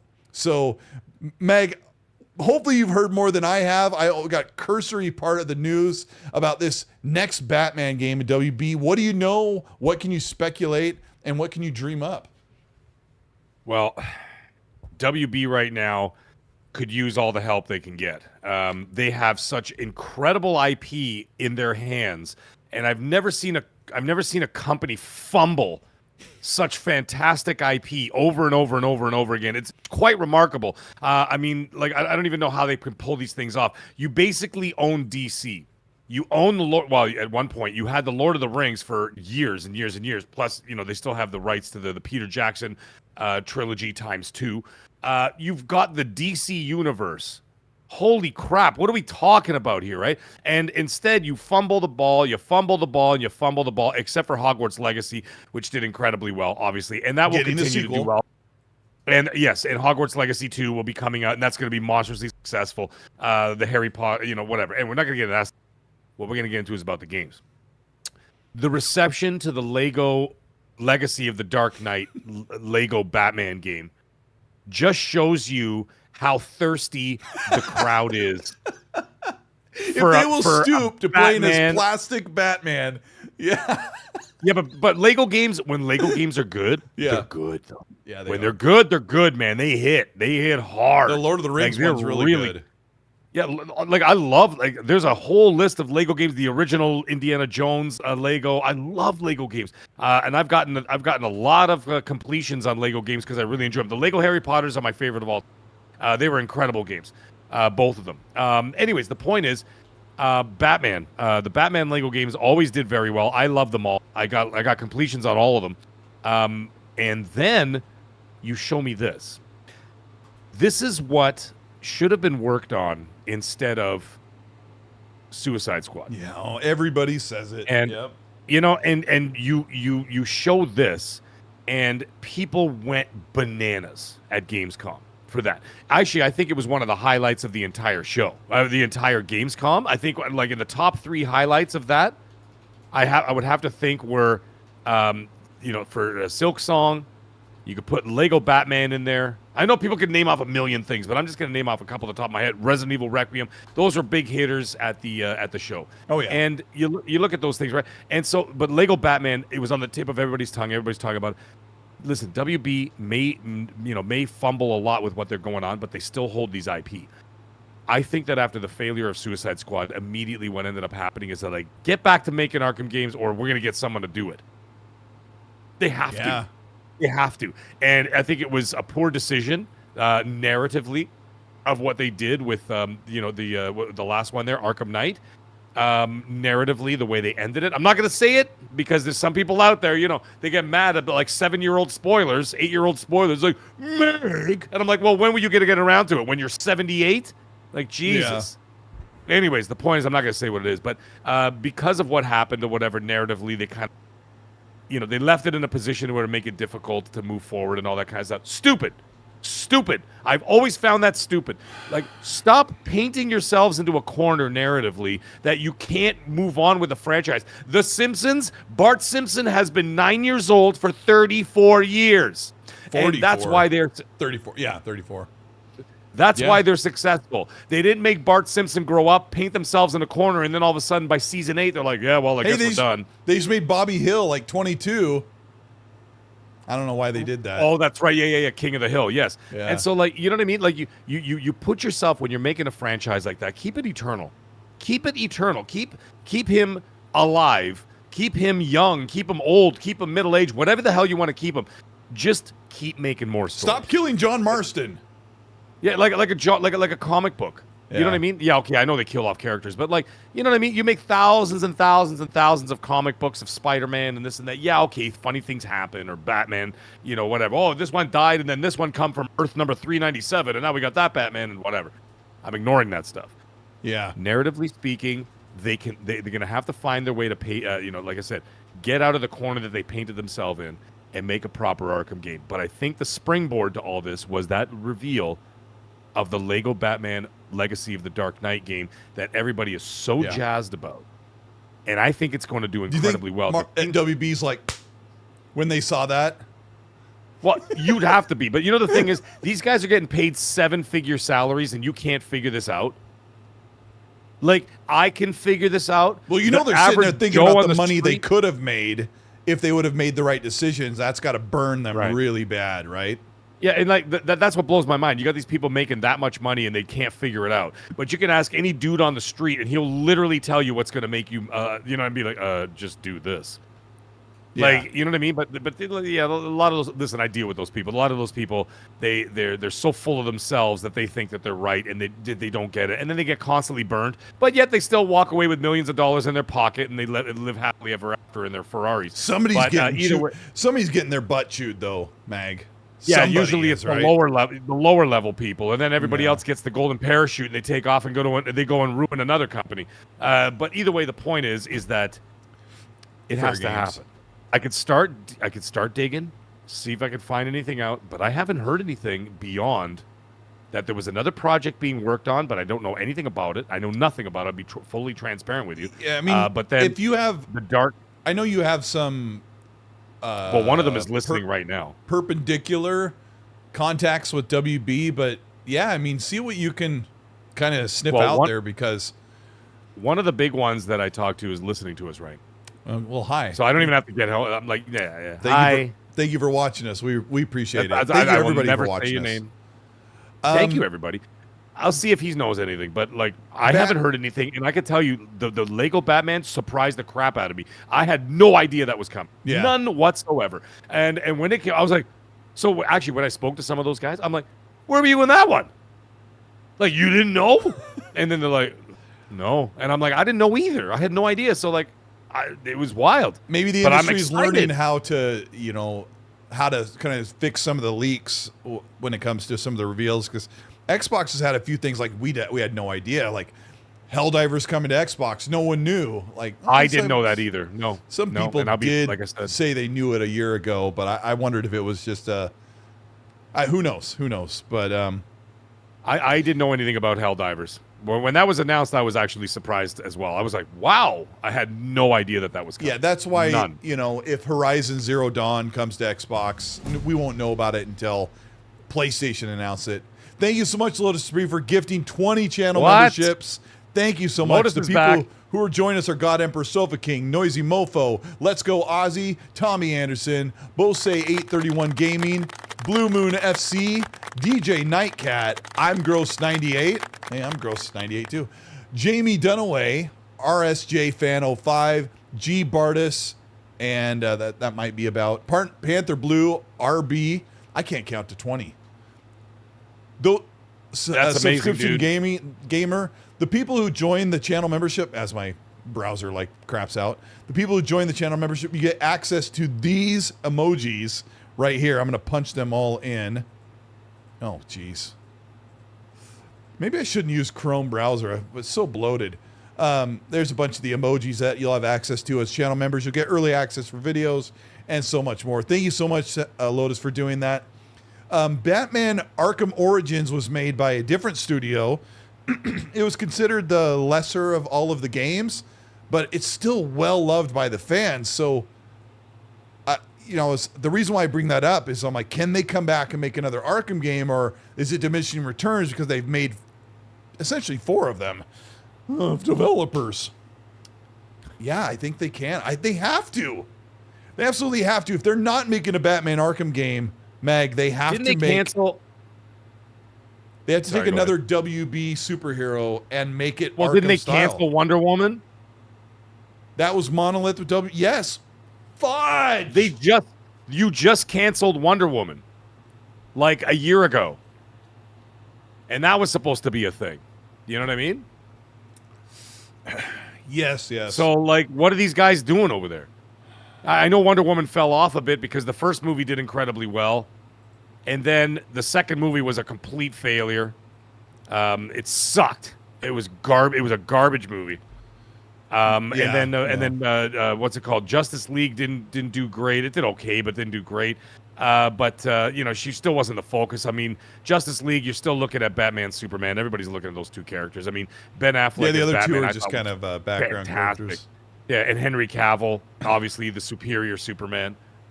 You know what I mean? And so you look at all that.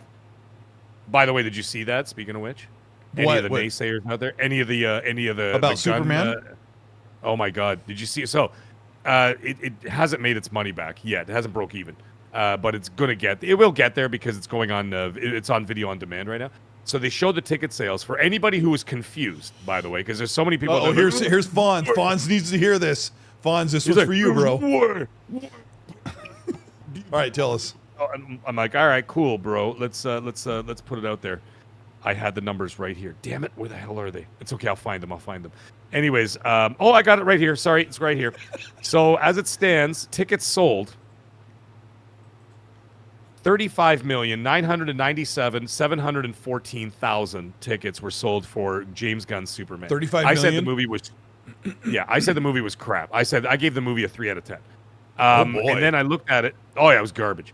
And then you look at Man of Steel, sold 82,526,879 tickets, more than double of that movie. So when you account for inflation over the 12 years or whatever, and all that kind of stuff, it did way more. So yeah. So if anybody was confused about it, you're unconfused. How dare you? Phylos says, I hate Cavill. I'm sure he's a good dude, but as an actor, hell no. I think he's awesome. He's a great gamer. He's great. Too, man. He's great. Do you know that he almost missed his Superman? He almost missed his Superman audition because he was playing The Witcher. No way. He was. Yeah, no, it's a true story. You can actually go and check it out. So he was sitting there on his computer and he was playing The Witcher, and he's like, "Oh crap!" And then he ran out of the house because he forgot he had an audition for Superman the movie or whatever, or for Man of Steel, and he completely forgot because he was playing The Witcher, and he's a hardcore game. He even did a video where he builds his own PC. Did you know that? Yeah, I know that. Yeah, he builds his own PCs and stuff. About Cavill, go see his Enola Holmes movies with I can't remember her name, Millie Bobby Brown. They're really really good. Know, now you know, silly. So I still haven't seen the new Superman movie, but I'm really not a big Oh. Superman fan. I'm more Spider-Man, Batman. But anyway, Don't bother. Don't bother. Mag says very loudly listen. and clearly. Yeah. Christopher Reeve's first 2 Superman movies and Man of Steel are the only 3 Superman movies you need to watch. Anything after that, or I think we need to whatever, have PlayStation make a Superman game. That's what we need to do. Have You know what? You know what's the funny? Concord team make it. My son mentioned that this week. He said, "Dad, how come they don't make any new Superman game?" Now that we're speaking about DC, and DC video games, and I said, "Boy," well, I didn't say it like that. I said, "Boy, read it, boy." I said, "Boy, they've tried, and it just doesn't work." There was the Superman 64. There was the Superman game on the Xbox 360. You remember that one? RGT85 said that's one of his top games. Is the Superman 64 game. Yeah, he's a cool guy though. What the hell was I? Like, what would you do? What would you do with Superman? Because you could do anything. You know what I would? You know what I want more than a Superman game? What? I don't care about Superman. I want Metro Man and Megamind. That would be my game. Megamind the game. I would play that. Megamind the game. Is there all right, even all right. Sounds Megaman cool. Megamind is such a good movie. Megamind. Is there a video game? If there is, I will go buy it. There might be. I don't know. Ask the chat. The chat will know. Of course, it's on the Nintendo DS. Yeah. The problem with Superman in the video game, we all know the obvious. And He's 360. practically invincible, right?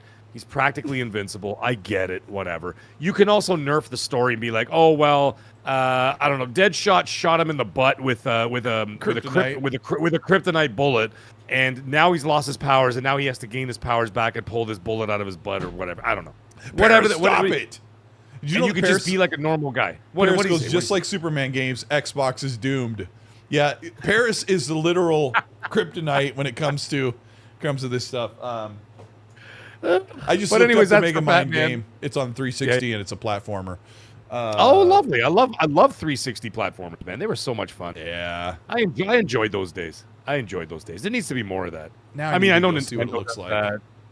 Nintendo still does that, whatever. But, anyways, either way, circling back, let's Tarantino back to the beginning of the story here. Yes, it's a no-brainer that they have to make a Batman Arkham game, especially after following the success of the reveal of the Legacy of the Dark Knight. So I fully approve. However, the story's got to be good. If you were going to make, let's say that they hire, they're like, hey Meg, Meg, we need you to come in and build us a Superman game, and we need you to rip off your favorite game and just skin it into a Superman game, and we'll make it its own. Like, what would you do if you needed to make a Superman game? What would be the foundation? What game would you like steal from to emulate to make the Superman game good? That's a tough one, dude. That's a tough one. I mean, you could go the Spider-Man route and stay in the city. Yeah. You can go the Spider-Man Insomniac route might be the more obvious. You could go with the Arkham series. You'd also be in the city. I mean, like, you got Gotham, and then you've got Metropolis. Basically the same idea. Just one's a lighter version of the darker version. I mean, or if you take them out of there, what they were supposed to do, the flying is. Alfonso says Microsoft problem. Flight Simulator Superman game. The flight ruins the game. That's what ruins it. That's the problem too. You have to ground him somehow, and then you could do another thing. Maybe you take him out of the equation entirely, put him in some strange location, some tropical location in the middle of God knows where. Then you can sort of faction it towards what the Black Panther game was supposed to be, Another or one like that a got Horizon canceled. Zero. Another one that got canceled, Horizon Zero Dawn. I mean, you know what I mean, like that kind of thing, or Forbidden West. Speaking of Black Panther. Rip off Ages of Mayhem, right? Yeah. I'm kind of with Mag, limit his flight. Like, he can only fly certain paces. I play a lot of Grounded, and my son goes, man, it'd be really cool if they add butterflies or bees that you can fly in the game. I'm like, there are a few exceptions, but once you add flight into a video game, it breaks the gameplay loop. Well, the other problem is you'd have to slow it down. because you can't have him zip from one end to the other end in 2 seconds. The game will be boring in an hour, right? Yeah, because it really does break it. You're not exploring the open world organically, right? For example, Grand Theft Auto has had flying for years, right? But they make you earn it after like 30, 40 hours, depending on how much you're playing, right? Right, but also they slow it down in a way that you feel like it took you forever to get from Los Santos to the desert.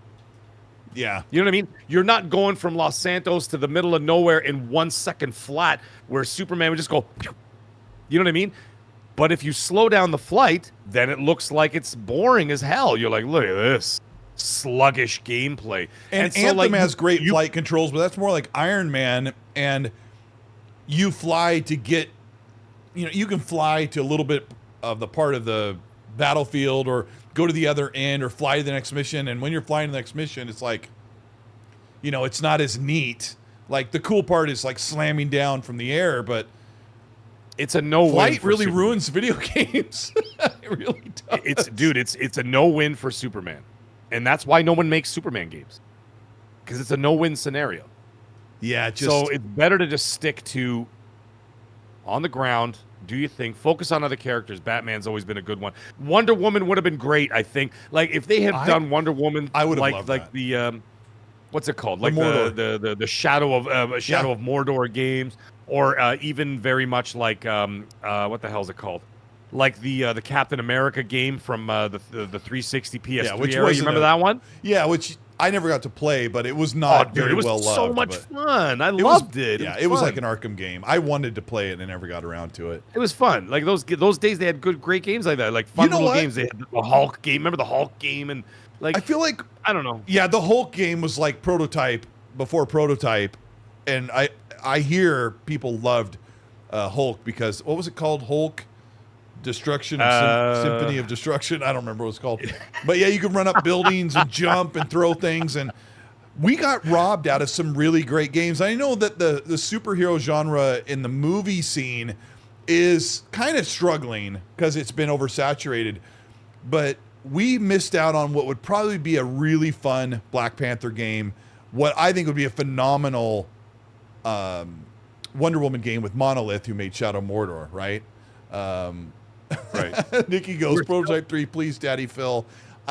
I bet you they look at Prototype and they're like, it's not really a sustainable money-making franchise, and that pisses me off because we would love another Prototype game. Absolutely. Yeah, man. I just replayed 2 the year that ABK was closing in. Hulk, Destruction All-Stars. It was this one here, man. There was the Xbox 360 one, and it was made by Sega. What's it called? It's just called The Incredible Hulk. And then there was another one. There was another one called like Destruction of something or other. There was 2 Hulk games.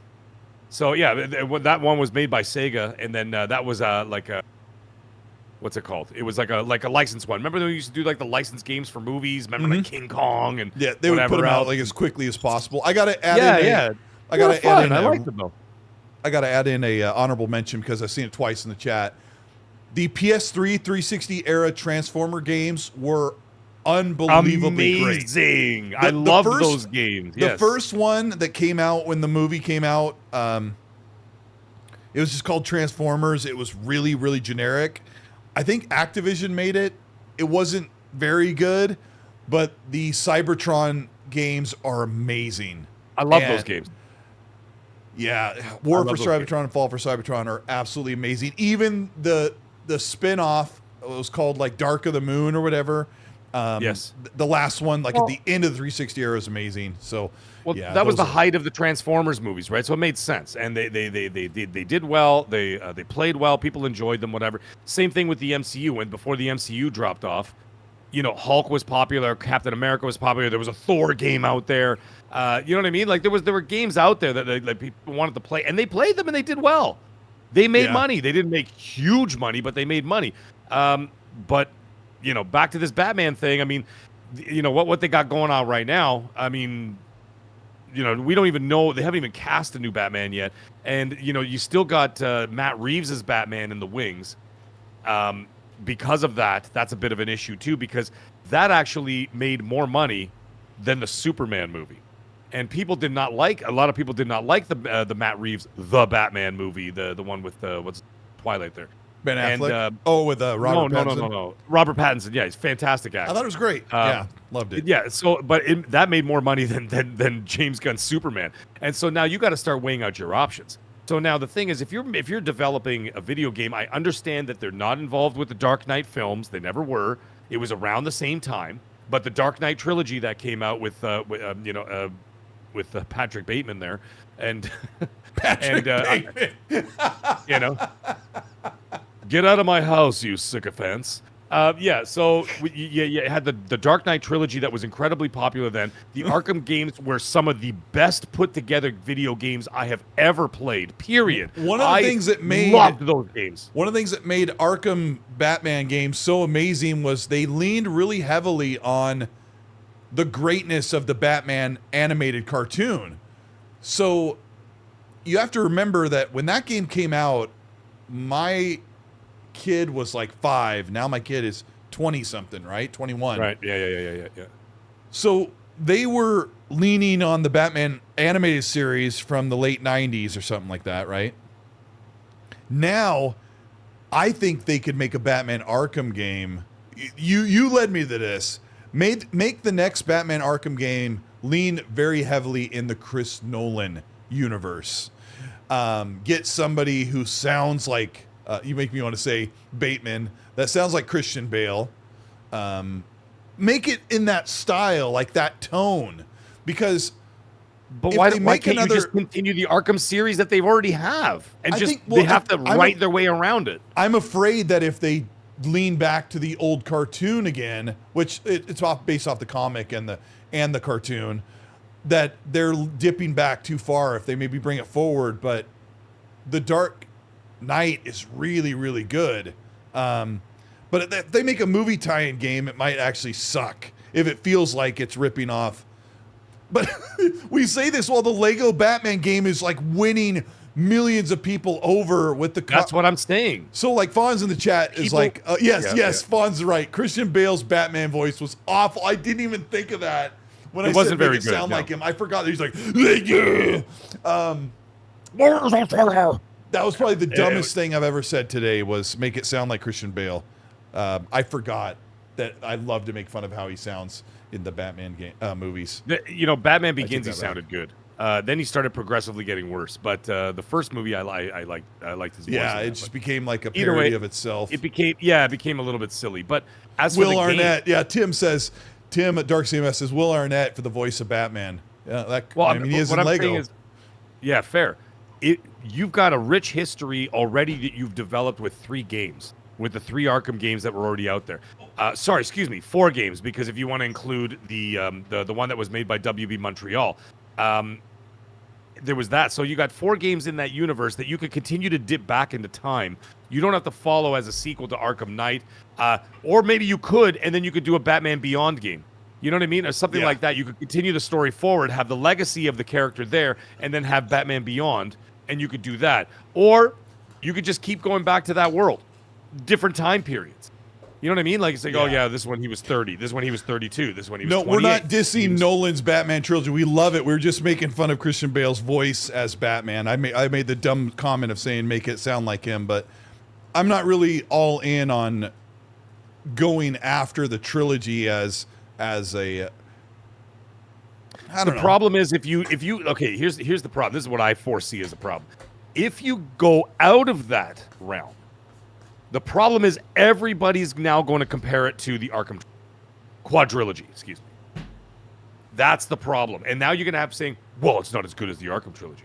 Or it doesn't look like the Arkham trilogy. Oh, look at that. Gotham City doesn't look like the Arkham trilogy. It doesn't feel like the Arkham trilogy. There's no Riddler trophies. It's not like the Arkham trilogy. So they're going to keep saying that quadrilogy. I don't think they can keep doing that, though. They can't keep doing Riddler trophies, and they can't they have to do something different because they've done 4 games.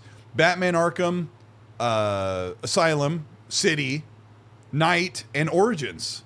So this is the reason why WB hasn't made another Batman game. Like, we already did 4 of them, and when we did the 4th one, or I guess when they did the 3rd one, they're kind of stretching it.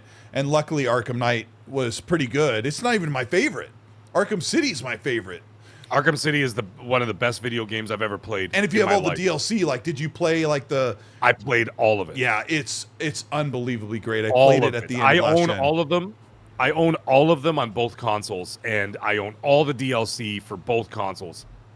I bought everything that could possibly, and the amount of DLC that they put in those games is insane. All the little stories, all the little things, like all the Harley Quinn's revenge and the Robin thing, and like all the characters, all play the as skins, Catwoman, you play as Harley Quinn. Yes, man, Jesus, they did so much work, and it was so rich in history, which I'm such a huge fan of the Batman Rogues Gallery and whatever else, and just to have all of that there, it was such a love letter. Yeah, you know what I mean. Cyber Gunther in the chat says, Gotham Knights was terrible, yet I liked it. I got all the achievements. Fonz and Mag and I, for some reason, we really liked Gotham Knights. I don't know. It wasn't. It was fun. It was just fun. Goofy. It was goofy. It was fun. It wasn't technically great. I mean, like at all. That city was so dead, but the game was really enjoyable. It was just fun. Yeah, just running around kicking people in the face. It was just all right. It was like I had a good time doing it. For those of you who haven't played it, it's like when you drop late in the Batman Arkham games, when you're taking on like 20 people, that is like typical almost every fight in Gotham Knights. And pretend you're Batman with 2 times the amount of moves. That's what Gotham Knights is. And all of the characters, even Nightwing, which we call Dick Wingbat, even he was cool. And I played him like last, so yeah. I had a lot of fun playing it, like just as goofy fun. I played it with my wife, and we burned through the story, and we never went back to it. And that was it. We played it, we did it, we got it on sale for like 60% off. So it cost us nothing. We can sit and talk Batman, Superman all night. I got to get to a couple of the big topics. Everybody hit the like button and show your support for Mag and I. We try not to do a 5-hour show or a 4-hour show, but we've got a lot to talk about. I'm going to briefly skim over this because it will fold into the next thing. Metal Gear Solid Delta is a well-loved game. The performance is really puzzling. The game runs at the same quality across PS5 and Xbox Series X, but the performance is slightly better on the Series X for some reason, with slightly better shadows. Digital Foundry did a whole breakdown. The Series S is pretty awful, bad frame pacing, stuck at only 30 FPS. PS5 Pro has some issues with performance below the Series X, and this is like a big UE5 problem. Tim Sweeney, the head of Unreal, said that it's developers that don't know how to optimize, but developers are like, it's your stupid engine. So I think the truth, I know the Fonz would love to give a big speech about this, but the truth is somewhere in the middle. It's too difficult to optimize on Unreal Engine 5. The hardware is kind of seen, it's reaching the top end of what it can do. Let's talk about the brand new consoles, because Moore's Law has been cranking out videos, and Malik was saying earlier, is this just speculation or is this the real deal? As far as we can trust Moore's Law with his reporting, and he has crunched the numbers over and over. He's got stuff directly from an AMD source. He's given you actual prints and blueprints for the new chips for the next Xbox console and the PS6. But his big reveal this past week was that PlayStation plans to make 3 SoCs, one for a very powerful PlayStation 6 console, another for a native playing handheld, which I guess PlayStation fans are telling me that thing is only made for PS4 and PS5 games. Bullshiz. And the other SoC, or system on chip, are you ready for this? Is a PlayStation 6 Series S affordable, low-powered economy console, where PlayStation would be copying Xbox by building their own Series S next generation. And the question you have to ask yourself is, do you feel lucky, punk? Do you? Because this would absolutely be the thing that holds back next generation, not a supposed Xbox handheld.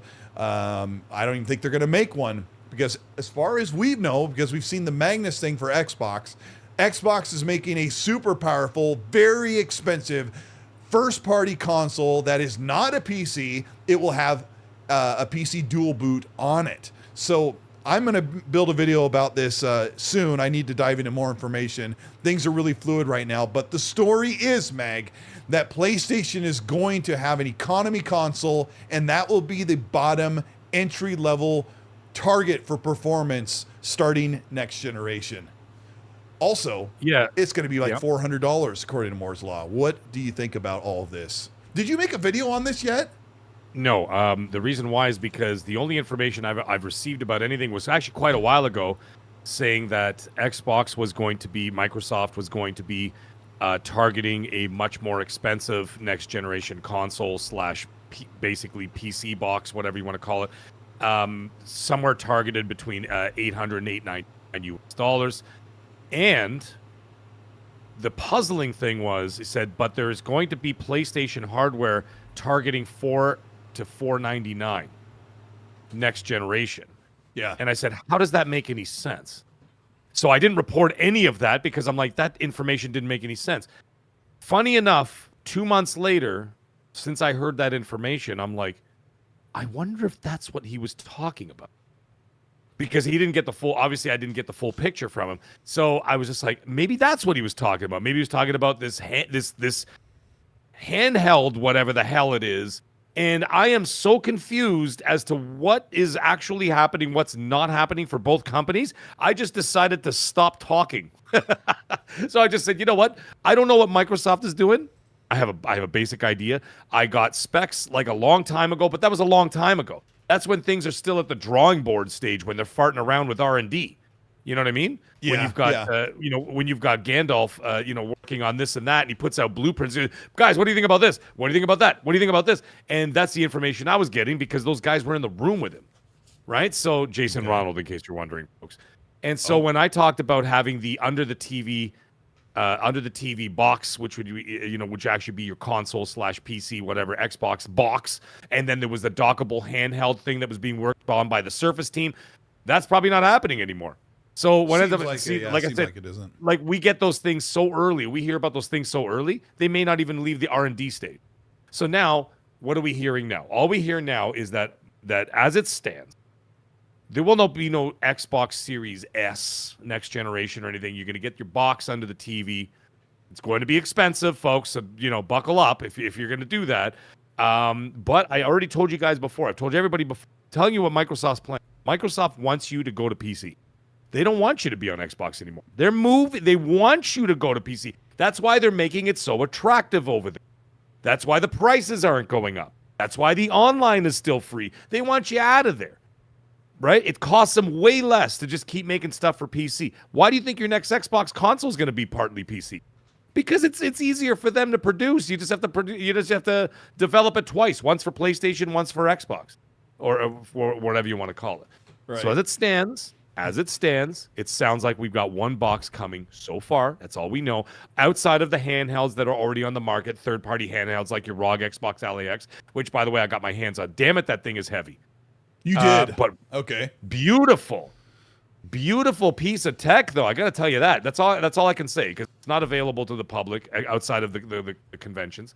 But I just for a few minutes. But damn it, it's heavy. So, anyways, that's besides the point. So it looks like outside of those third-party PC handhelds that you got, looks like we're only getting one Xbox. Now we get this information about this PlayStation thing, and I'm going, what the hell is going on? What are they doing? It just starts bursting at the seams. I'm like ready. Like if I had hair, which I don't, I'd be like, what is happening? Like I have to pull my eyebrows. I'm like, what is happening? I barely even have eyebrows. I don't have eyebrows. Trade with me. You got a PS6, which we knew about that. PS6 is coming. We already know about that. That's fine. And then there's talks about this other thing, this budget whatever thing. And now I'm like going, no, there's no way. I'm like, there's no way that after all the discourse that people have had to hear for the last 5 years about the Series S, there's no way on earth, in my head I'm saying this, I'm like, there's no way on earth that Sony's going to do the exact same thing. And I'm like, are they? No. I just said in my head, I'm just like, there's no way they're doing this. But then I'm like, but are they? And and like it seems like they are. But what are they? What is it? What are they doing? Are they going to? Do they not care? Are they giving? Are they just going to be like, hell with it? We don't care if it holds back this, that, and the other. Are people going to hang on to? Okay, yeah, sorry. I'm going to say something that no one thinks that I would ever say, because people don't think that we can be reasonable. Unfortunately, I think I might have said this last week. I've said something like this. PlayStation can make a Series S economy model, and no developer will whine and cry about it. Not because it's PlayStation, not because of the name, but because it's worth it. If PlayStation makes an economy, affordable console, lower powered, like a Series S, developers will have no problem doing the extra optimization because the return on investment is easily going to be there. When you say that Xbox doesn't want you to go to console, they want you to go to PC, what you really should say is, if you go to PC, Xbox is like, good, because we're kind of losing money on our consoles, and we don't think we're going to sell enough to get into profit margin, because they're probably going to top out at 15 to 20 million next generation with their console. I agree with Mag. So if Xbox is like, yeah, sure, go to PC. I mean, buy our games from us wherever you want, just as long as you're buying games from us. So the Series S for PlayStation 6, if it exists, will not be a hindrance to developers. You have to remember that there is a bit of bias when it comes to the Series S. Hold on. I've got one right here. A Series S. There is. Is that the soft shell version? Yeah, there is a problem with the Series S that there's only maybe 18 million of them out there, maybe 20 million. There's more Series X's than there are S's. So when a developer has to spend more time and money and sweat equity to make the game run on this pillow, it sucks. Yeah, Fonz goes, he sleeps with that, by the way. In fact, I think it's not loud enough. Is there music coming out of it? Yeah, I heard music. It goes Xbox, and it won't shut off. That's so my kids threw it in my room. Anyway, I forgot what I was saying. The sweat equity, it's still going. I can hear it. Oh my gosh, I'm going to kick it to the curb. It's not worth it for them. Now, if PlayStation, let's just pretend that PlayStation 6 Series S has a low RAM pool. It's difficult to optimize to past 30 frames or split screen games or whatever, right? Or open world games. That blue number says, my pillow never works. So sad.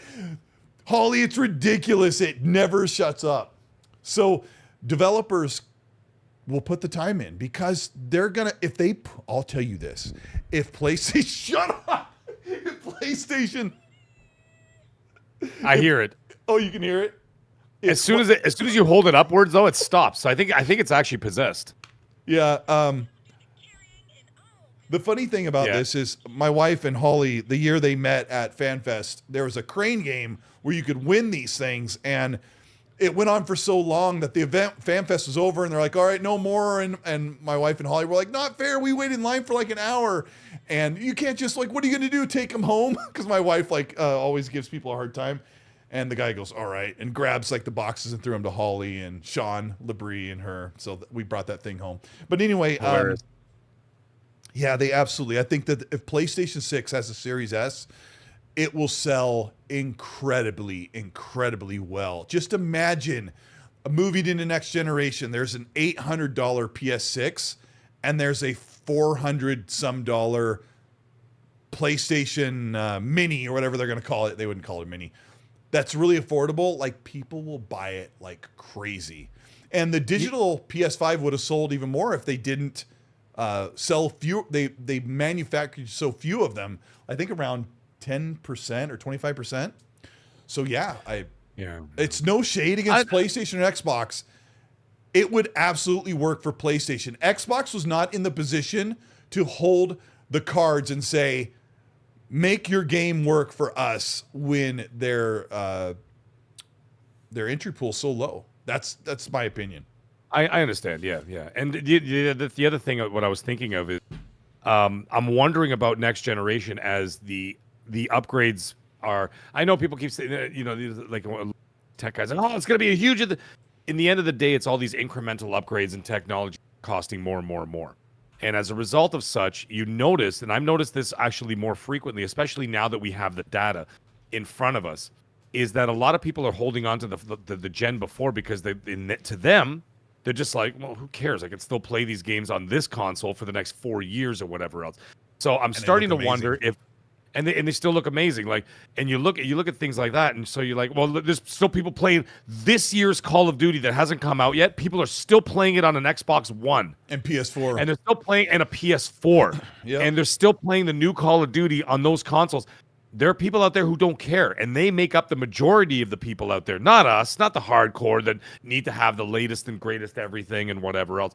But the thing is, as a result of these prices keep going up, and then of course the adoption rate at the beginning of the generations may not be as, desperate. Like, people won't ditch their PS5s right away for a PS6.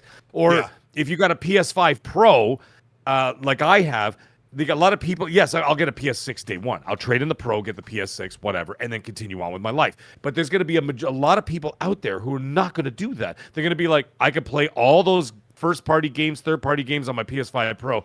What's the point? And then eventually, when some people do jump, they'll be like, well, there's this $400 option or whatever else, right? But my question is now, if they are going to work with this thing, and let's say it doesn't hinder development, whatever else, blah blah blah, are they going to be utilizing like something else, like maybe like being able to offset some of the horsepower into the cloud, something like that? Is that something that they're doing? I know this all sounds like exactly what Microsoft was talking about 5 years ago, and we're having 10 years. We're having the exact same conversation now, except it's the other company. So I'm just like, what is happening? So I haven't said anything yet because I don't know what's happening. I see Moore's Law is talking a lot about it. Other people are jumping on it, and I'm going, what's going on? And I've learned in my 50 years on this planet so far, that it took me almost 50 years to figure it out, that if I'm not 100% sure about what's going on, or I don't understand everything that's happening, it's best not to even say anything at all. So that's why I've never made a video about it. I haven't talked about it. And that's why I'm just like, let me see what the hell is actually going on. However, I do expect all these companies to have a console in 2 years' time. So I'm thinking at the fall of 2027, you're going to have a launch of 3 different hardware devices, maybe 4 different hardware devices from those 2 companies specifically. As for what they are, I have no idea. I still can't wrap my head around why Sony would even bother. I understand your point of view because they are in the driver's seat. Moore's Law believes that getting people off the PS4 with such a major price jump has been impossible. So I think it would work really well. Who is it in the chat? Romeo98 says upscaling and AI. That's the difference between a PS6 Series S and the current Xbox Series S. That's what we're going to call it for fun. Okay. Having integrated AI cores into the next Series S for PlayStation would make up all the difference to make it as affordable as possible and lean on that too. Because right now we're using software AI to get a 580p game on Series S to look more like 1080p. So with native AI cores, this will be much, much better. And I've said that for a long time. AI will be doing a bunch of the heavy lifting on the top end, make the thing resolution sharper, make frame rates more stable, and then the rest of the guts in the system can do all of the I guess that would be the heavy lifting. The heavy lifting, the extra gravy will be done by AI, So I have a question though, on a fundamental. Sorry, continue your thought. No, that's it. No. Oh, you were done. Okay. All right. I have here's the thing. You're talking about how people wouldn't adopt the PS5 from the PS4, right? And they still haven't. Yeah, but like 30 million or 40 million. Right, 40 million I think it is the number. And but I think Xbox is still at like 15 million or so, 16 million or whatever is still on Xbox Ones. Something like that. It's like 55 million combined, or almost 60 million combined console players are still playing on the old consoles. Yikes. The thing is, at the launch of the PS5, for example, we want to talk about them specifically, you could buy the digital one for $399 for Christ's sake.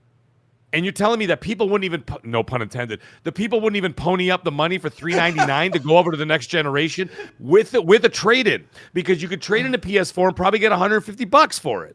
So you're probably paying $250. And they wouldn't even do that. But you're thinking that people are going to jump from PS4 to PS6 handheld for $500? Yeah, that's a good point, because if you're like, why aren't you moving to PS5 or Xbox Series? It's definitely not the exclusive. So the only answer is they're staying on the old console because the only games they play don't need it, right? So if you look at the sales every single month, the majority of the games being bought are Minecraft, Roblox, Fortnite, and Call of Duty, right? We say it over and over and over again. We maybe mix the games around as memory serves us, but PlayStation and Xbox are desperately trying to say, look, we've got more games, you know, and Grand Theft Auto is going to finally push quite a few people out of their PS4s and Xboxes. That's gonna brute force all those people out, because they're gonna go off. They're gonna play because, you know, like the casuals. By the way, I want to address something in the chat. Yes, guys, I understand. I understand about the PS5 digital was hard to find at launch. I get that. Yeah. But even if you went up to $499. Okay, so which was the regular PS5, $499, so $500. You could still get a trade-in of at least $150 plus your games. You probably walk away with $200. You could buy the new console for $300, and they still wouldn't do that. But Colt has a point. It's all about accessibility. My kids who have laptops, which are for school, it's not for gaming. They're not gaming laptops, and they could still play Roblox on there. They could still play all these other little games that they play around with their friends and all this other Poppy Playtime and all this other horse crap. They don't care. And they don't need a computer they don't need anything powerful to do that. They're playing it on just a school laptop, right? So you could do that there. Why would they upgrade a PS4? I get that. But I'm saying, like, if you have all those incentives to be able to do that and they still wouldn't jump at those prices, now the prices are even more higher and people are having more difficulty out in the financial world, is that I can't even see them jump into a PS6. I could see them going for a used PS5, which is going to, once again, I guess it would hold back the generations, as people are literally a generation behind and they're holding onto that old hardware because everything is cross-compatible, so to speak. We have to address the thumbnail and the title of the podcast, Mag. You did it perfectly, because will it hold it back? Because a lot of people are saying that PlayStation's next generation handheld would be for PS4 and PS5 games and the occasional PS6 game. What the hell would the point of that? Do you really believe, Mag, that PlayStation would put out a brand new $500, $600 handheld that natively plays games and tell you, oh, beware, it won't play most new games. It's really made for older games and hold on. Like on a case-by-case basis, like let's say. Hold on, there's a point there though. There's a point there, Colt. Yeah. Because a lot of the entry-level games for both Xbox and PlayStation this generation were cross-platform games for like 4 years.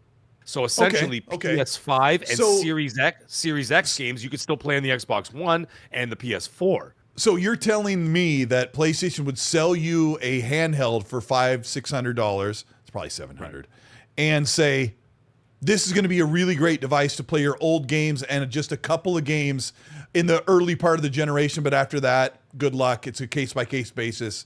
I don't even know why they even bothered making this. No one's going to buy that. I believe personally that the next generation PlayStation native handheld will be built to and required to play every game that releases on the PS6.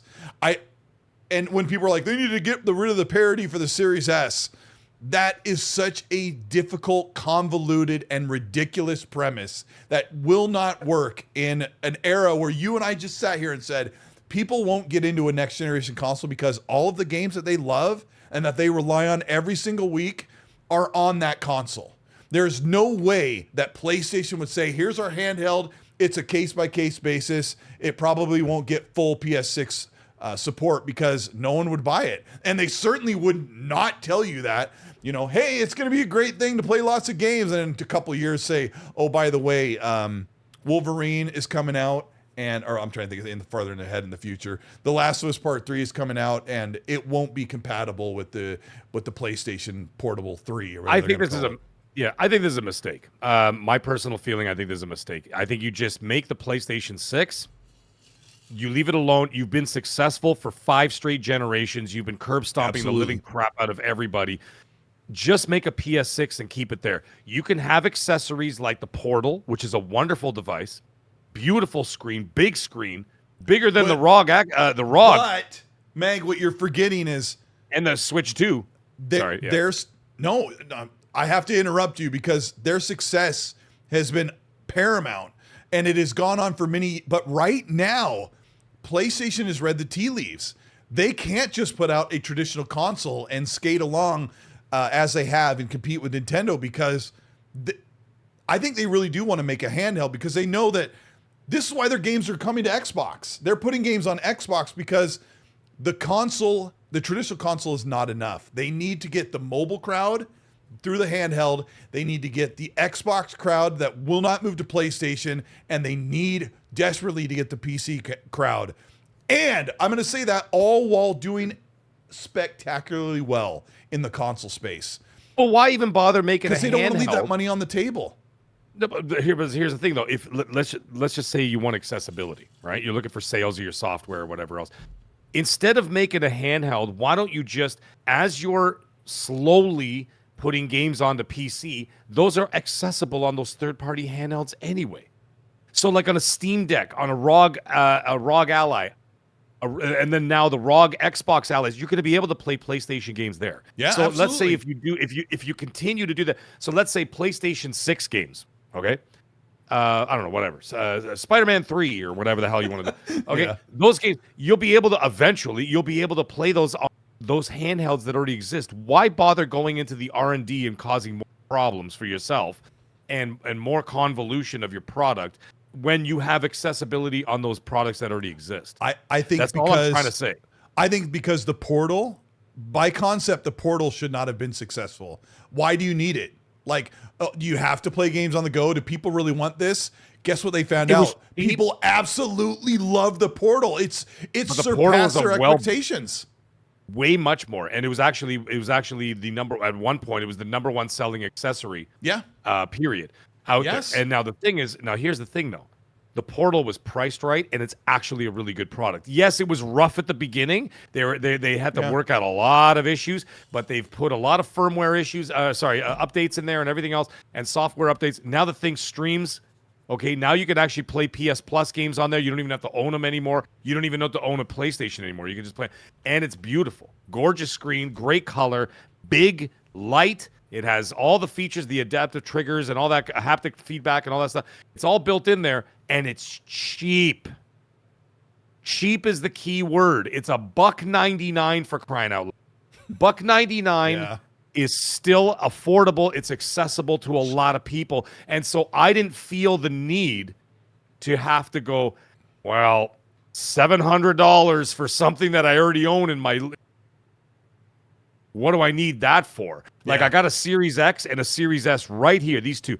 I'm not buying a $1,500 ROG Xbox Ally X to play the same games that I could play here, and I don't travel. But for $1.99, I would buy it. And I said, yeah, why not? Oh, I'll play, whatever. I'll play Crackdown 4 in bed. You know what I mean? Like, please give us Crackdown 4. Yeah, come on, give us Crackdown 4. So, like, the price is also a major factor.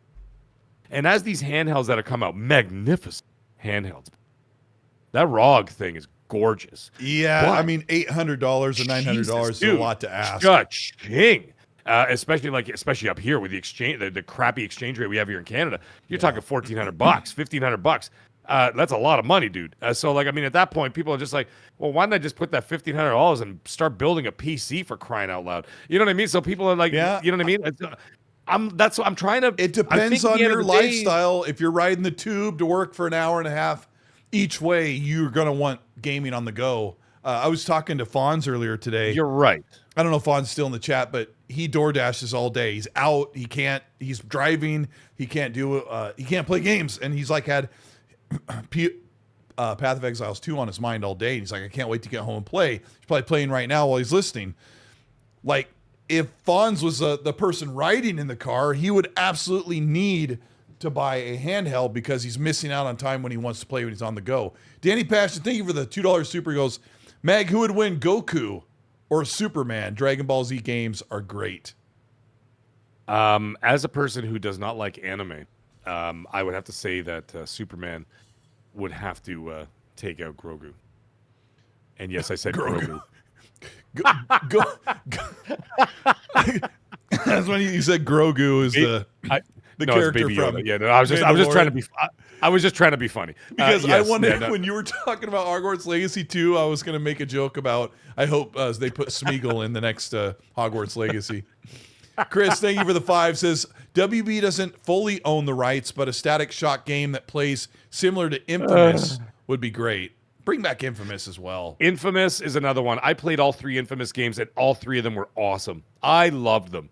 Yeah. Adored them. I adored those games, and I couldn't get enough of them. You know what? Give me full remakes, and I'll pay $70 for each one of them. They absolutely should remake 1 and 2 and resell it.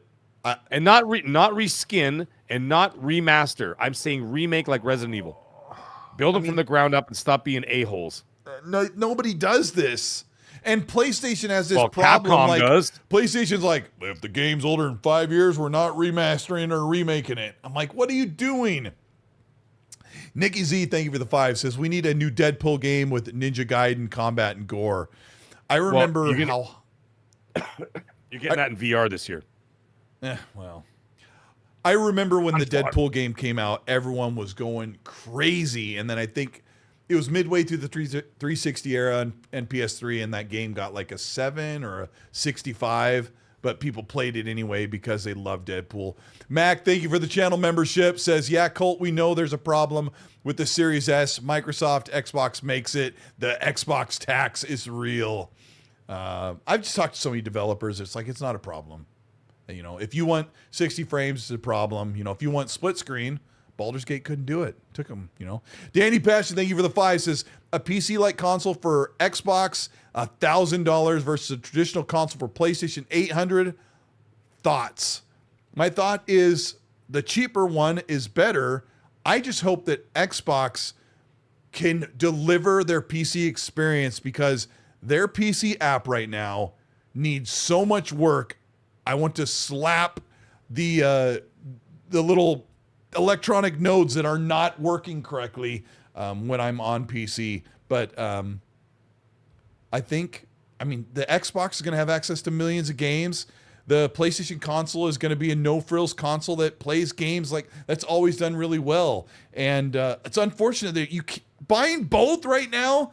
When you and I bought our PS5s and Xbox Series X's, it was $1,000, you know, more for you in Canada to get both of them. Now you're looking at almost $2,000. Holy crap! Like, I see really what Danny difficult. Passion's talking in the chat here. He's like, he has a laptop with a 4080, with a 4090, and he still bought all 3 of the PC handhelds. But yeah, I'm like, yes, I get it, but not everybody's in that same situation where they can do that. Some people's price limits or like, you know what I mean, the walled garden for them is $199. And they'd be like, that is affordable. But then you look at starting to get into $500, $600, $700, $800,000 handhelds on top of thousands of dollars of video cards. Dude, that's that's where people start to drop off because they're like, yep, that's why I'm out. And that's why console gaming will never go away, because there's always going to be the group out there, hundreds of millions of people out there who cannot afford that. And I mean, I don't do it because I don't like it, but that's just me.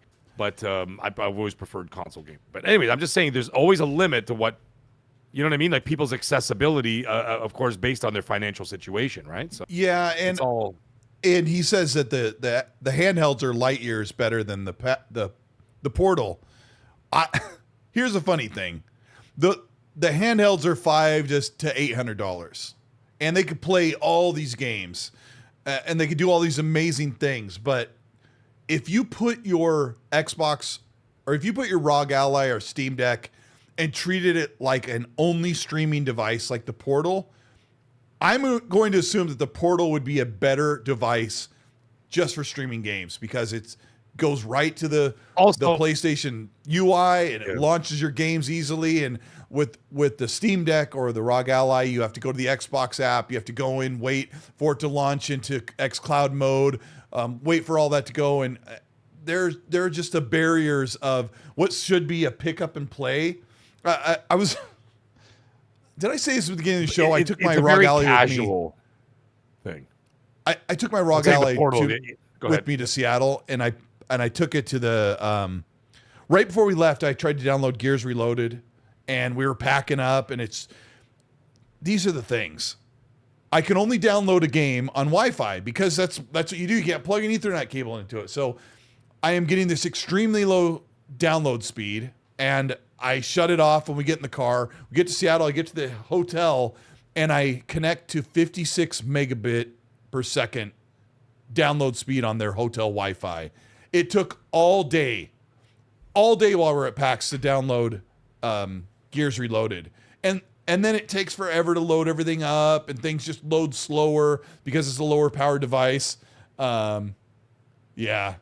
Happy Bum says, you should not have a handheld. There are things that I'm trying to get over that make them so difficult.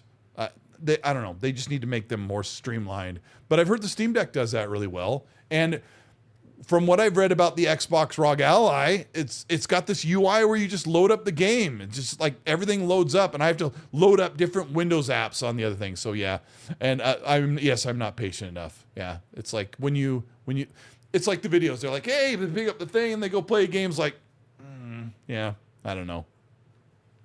Yeah, BT Maverick says the Xbox Ally will be able to do all the same stuff as a Portal, and it will play.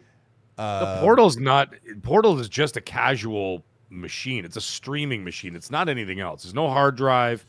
There's no anything. You can't even compare them. They're not even the same game, let alone the same ballpark. It's not even the same game you're playing. No pun intended. But I'm saying that's a self-sufficient device. The Portal is not. They're made it a little bit self-sufficient by being able to doing streaming with it, but that's it. That's as far as that thing's gonna go, and that's why it's $199 versus $500 to $1,000. You see what I mean? That's why it's a much more casual machine. It's like the Nintendo Switch Lite. Do you remember those things? They were like $99. Remember the Switch Lites? It was just $199. Like, it was a handheld or whatever. Yeah, we got it. They couldn't play cartridge games. Yeah, couldn't play cartridge games, and you couldn't dock them. Right? It was just a casual hand. They still sold millions of them. Yeah, because it was cheap.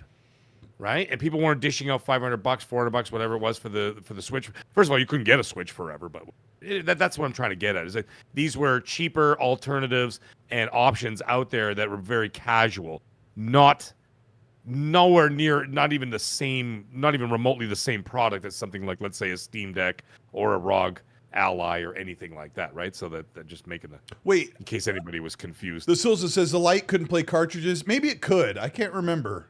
No. It was digital. Doesn't it? You just can't dock it. I think that was the only difference. Oh, yes, it could play cartridges. Yeah, it could play. Yeah, we have two of them in the house. We have a regular Switch. I had two of them.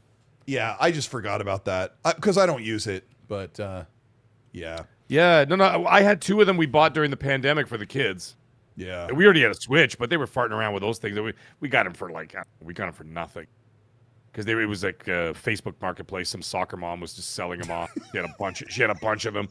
I went to her house. I'll bet you did. I thought it was gonna be the beginning of one of Brazzers videos. Didn't happen. So she just shut the door on me. She took my cash and left. Went home with two Switch Lights, though. You did come home with two. I got two Switch Lights. I got a baby blue one and a pink one for the kids, and that was all there was to it. No Brazzers video. I was very. I want to briefly go over the exclusives opinion thing, and I just want to say that just a couple of years ago, the reality was that PlayStation and Xbox had their own games. You couldn't play them unless there was some pre-existing contract. So if Xbox was making Starfield or they're buying ABK and they were going to have games, that there was the concept of Xbox having exclusives. One of the things that I said so many times in videos and on tweets that I said publicly many times is that the complaints were Xbox has no games, and now they had these games that were exclusive. And I said, yes, it's exclusive. And I goaded people with the exclusive argument because the difference between PlayStation and Xbox was if Xbox started to build up a library of their own games and studios, that those games would literally be available to nearly everyone on the planet, except for PlayStation only fans. I'm going to say that once again. Xbox's suite of exclusives and studios would be providing games to nearly everybody on the planet, except for PlayStation only fans, because their games were day and date on PC, and millions and millions and millions, 4 times more as many people are on PC than there are on PlayStation. And their games were available on a multitude of devices via Xbox Cloud. So if you really wanted to play Elder Scrolls 6, and Phil Spencer said in court that it was exclusive, then I was always in the opinion of, hey, just get an Xbox or literally play anywhere except on one device. If we were in a world where if you wanted to play every game, you couldn't play on only one place. Are you guys following me here?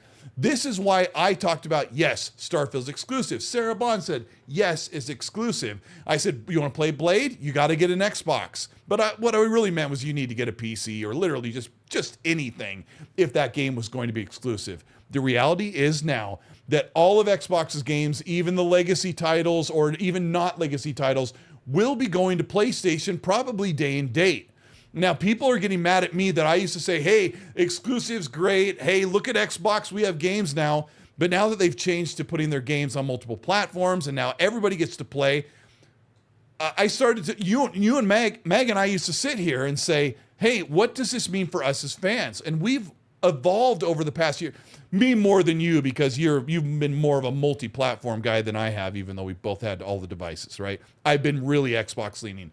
But a lot of maturing went on, and I changed a lot of my perception, and I learned a lot from you, Meg, and the chat about what exclusivity really means to me as a consumer. Now, fast forward to where PlayStation is like, our most successful game, Helldivers, we're putting that on Xbox now.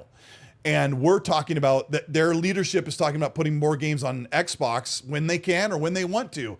The whole thing is shifted, and for people to be upset that I have changed my ways or I've changed my opinion to fit a narrative, you really have to understand that I have seen things in a different way as the industry has shifted around us. I think part of the complaints and toxicity we get for the PlayStation fans are now lashing out at Xbox fans because I think they're upset that they're seeing the reality that we did a year ago, that their games are going to come to the platform that they hate. I never hated PlayStation, but there are people that hate the word Xbox.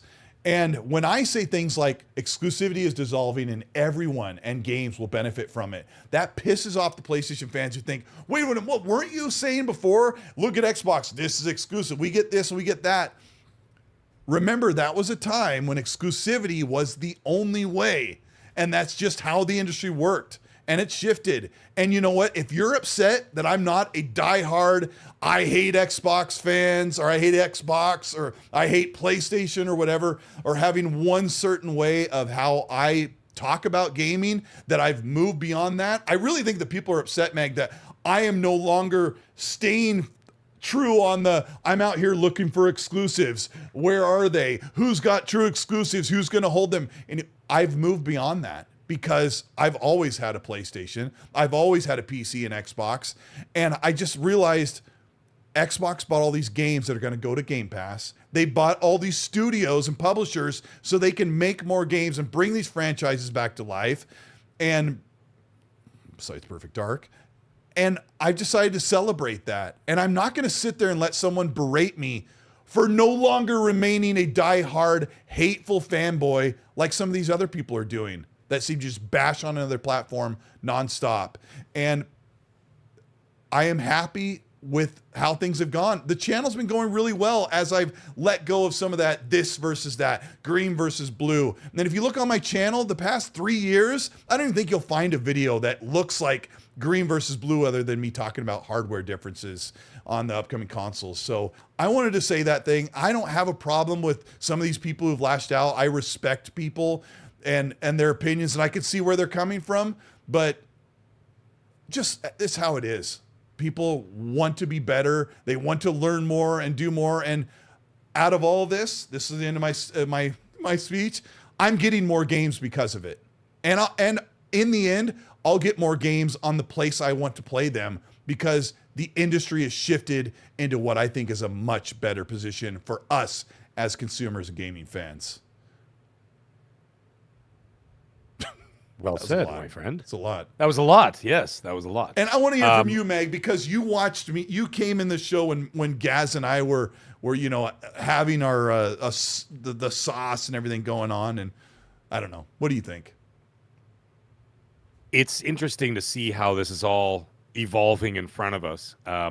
I think that there's going to be caveats. I don't think there's going to be wild swings just one way or the other way where, like, for example, what happened with Microsoft or what's going to continue happening with Microsoft.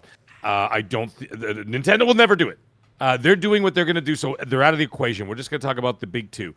The other one is evolving in a different way, and I think that they're evolving in a slightly different way. They're not following exactly what Microsoft is doing. Because as we talked about this on the show before, I think we talked about it last week as well. The sales of their consoles are still important. That's basically one of the only accesses that they have into their storefront is through the console. And as a result of that, they don't have like the ecosystem that like Microsoft has with the PC and everything else. You still have to be able to do that through there. So in order to access the PlayStation Store, you still need to buy the console. As a result of that, I think that you're still going to find, like I said, they could open the market up and give access to more people in different areas to some of their product. But you're not going to get all of it because they're still going to funnel you towards buying that PlayStation hardware.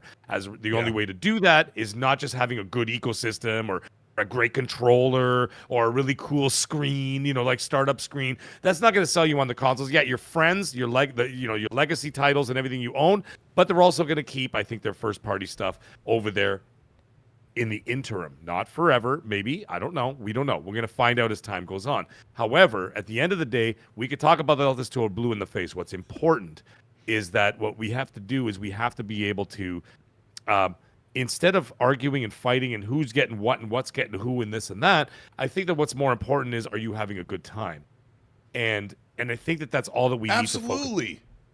And as a result of that, it doesn't matter what I say. It doesn't matter what you said, or what you say. It doesn't matter what Banana Boy says. It doesn't matter what all these other guys. Alex, I'm gonna bust your balls forever. You know that, right? Oh, yeah, Alex is the best. Yeah, he's a funny guy. And congratulations on your new milestone, by the way, on the channel. Yeah, 80,000. Very, very. Yeah. Yes. That dirtbag really made it somewhere. Yeah. He is a dirtbag. Yeah. So, anyways, it doesn't matter what anybody say. At the end of the day, if you're enjoying yourself, you're having a great time. I think that that's what people should focus on. That's what I've been attempting to focus on, and not just attempting, because I'm trying to get people together. Like, listen, I said it a couple weeks ago. Playing the Battlefield 6 beta, I had 2 PlayStation guys, an Xbox guy, and a PC guy. That was the 4 guys on my squad. You know how cool that was? You know what I'm saying? And at the end of the day, all that should matter. I've said this 1,000 times before, but what people say before, what people say after. Remember, don't forget, I used to make Pony Master 420 videos. I know, I loved them. And I used to go, I used to make fun of PlayStation guys and this and that, and have a. And then I'm like, it was for fun, but then people took it too seriously. And then when people start taking it too seriously, and I'm like, you know what? This is not worth it anymore. I'm not doing this. And then, like, I was attracting the wrong people, and I said, forget it. I'm stopping. And that's one of the reasons why I stopped doing it. I stopped doing it. I never went back to it. And the reason why is because I was attracting the wrong people. And I didn't want that. From both sides. And I didn't like that. And I said, no. This is not what we're here for. It's true. You get the supporters. They're like, yeah, hate on them. And then you get the people like, how dare you? And right, it wasn't worth it. It was stupid. And I said, forget it. I'm out. And I don't care that everything took a hit as a result of that. I'm going to follow my path, and I'm trying to, like I said, I'm not trying to be Mr. Kumbaya walking around with my acoustic guitar, singing around the fire, trying to make everybody hold hands. It's not like that in the real world. I will bury you if you stand in my way. But it doesn't matter. But I'm saying, I'm not a Kumbaya guy, but I'm saying this is supposed to be fun for all of us. Yeah, I think there's still some great competition. I just don't think it's between plastic anymore. The plastic competition's over. Really, Nintendo won it. Nintendo's the one who's like all exclusives. They're outselling the PlayStation like crazy. Not that it even matters. I mean, you and I don't even like the PlayStation game or the Nintendo games. So none of that matters, but there's still a nice heavy competition of who's going to make the best games. And maybe it's going to be Ubisoft. Maybe it's going to be EA. Maybe it's going to be some, Larian Studios. Maybe it's going to be Xbox or PlayStation. But there's going to be games that come out, and I'm going to compare how they do and talk about who's providing great games. but the more that go on to other platforms, it's funny when you say that, because when Xbox started, when the stuff behind the scenes that you and I were hearing about Project Latitude before it was even called that, I remember I've said this before on the show. I told my buddy who was like in the know, I said, I can tell you, he goes, what do you think if they did this, if Xbox started putting their games on PlayStation? I said, I can tell you how they could sell it to the general audience, because I think I know why this would be beneficial for them. And you just have to think about yourself as a consumer. This show's gone on really long. I'm going to read a couple supers here, and then... Nikki Zed, you rock. Sorry, Nikki Zed said, bury me, Mag, with your foot.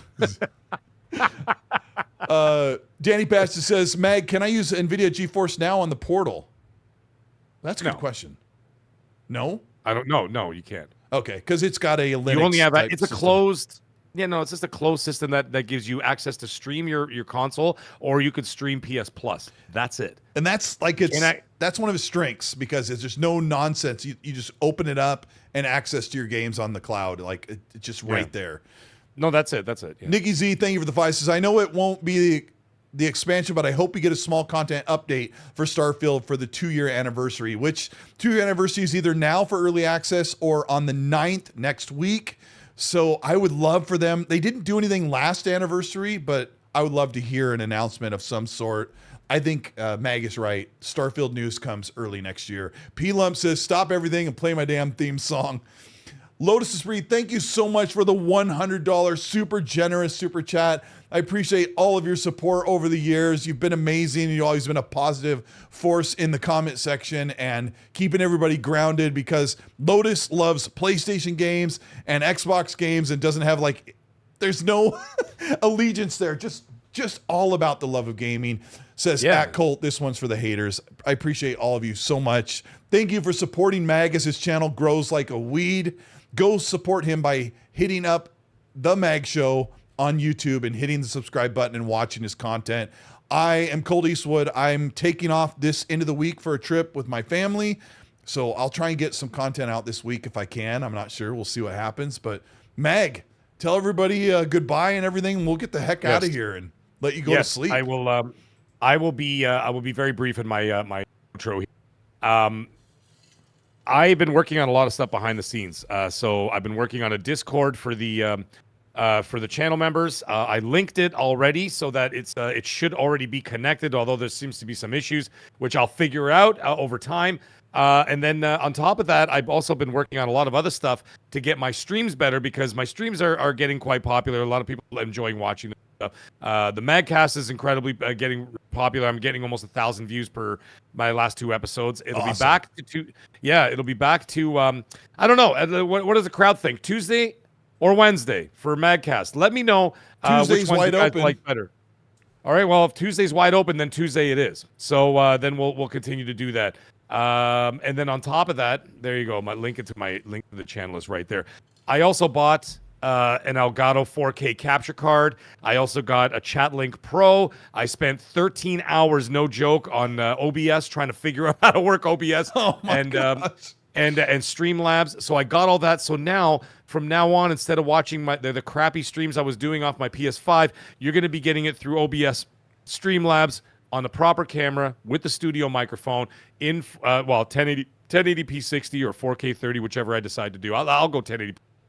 And you'll actually get some quality streams now with quality audio and video. So I'm really happy to do all that. I'm doing all that for you guys because, like I said, the channel members out there and everybody else, even like the smallest donations that I get or whatever, all that money goes to this so I can make things better. I can make things more accessible. I could do more things for channel members. It's all growing organically, but it takes time. So like Colt's been around for like damn near 10 years. So like I'm just getting started in this. I mean, yes, I've been on YouTube for 5, but I mean, my channel is not even a year old yet. So I'm growing slowly and the quality's getting better and things are getting better. And I'm doing that all for you guys. And I look forward to it, man. I love doing this Magcast. Like I was on the air last week, 2 hours, just talking by myself, talking with the chat, having these totally unhinged, like just complete, like out of left field rants about this, that, and the other. We just had so much fun, man. The vibe is great and it's wonderful. Anyway, so I'm going to keep doing that. Also, yes, somebody asked me about the cooking. Yes, Munching with Mag will return this week. I actually Love am the working on a name. new video. Thank you. Munching with Mag will return. I have a second cooking video coming up. I got some really cool stuff, and it's going to be, I can now reveal to you guys, it is going to be related to Borderlands 4 and Borderlands in general. So that will be the theme for my new cooking episode, and I will be talking about the legacy of Borderlands and, of course, the hype for the new game coming. So keep your eyes open for that as well. Anyways, Colt, let's get the hell out of here. I got to piss like a racehorse, chat, you guys are amazing. They won't we'll let us see you do guys that on the air, apparently. They won't let I know. Well, then I will see you guys tomorrow night between 8:30 and 9 p.m. I think closer to 9 p.m. Eastern for Madcast. All right, so I'll be on tomorrow night. Everybody have yourself a great night. We'll talk to y'all soon. Dim Dark CMS says good night. Thank you guys. We're out of here. We'll see you. Where's my outro button? Right there. We'll see you there's next week. One more super chat. Just we got Tim Way. He dropped a $2 US. He says good night all. Good night, everybody. Good night to you too, my friend. Mag, We'll go talk to the to you. bathroom and send pics. Later.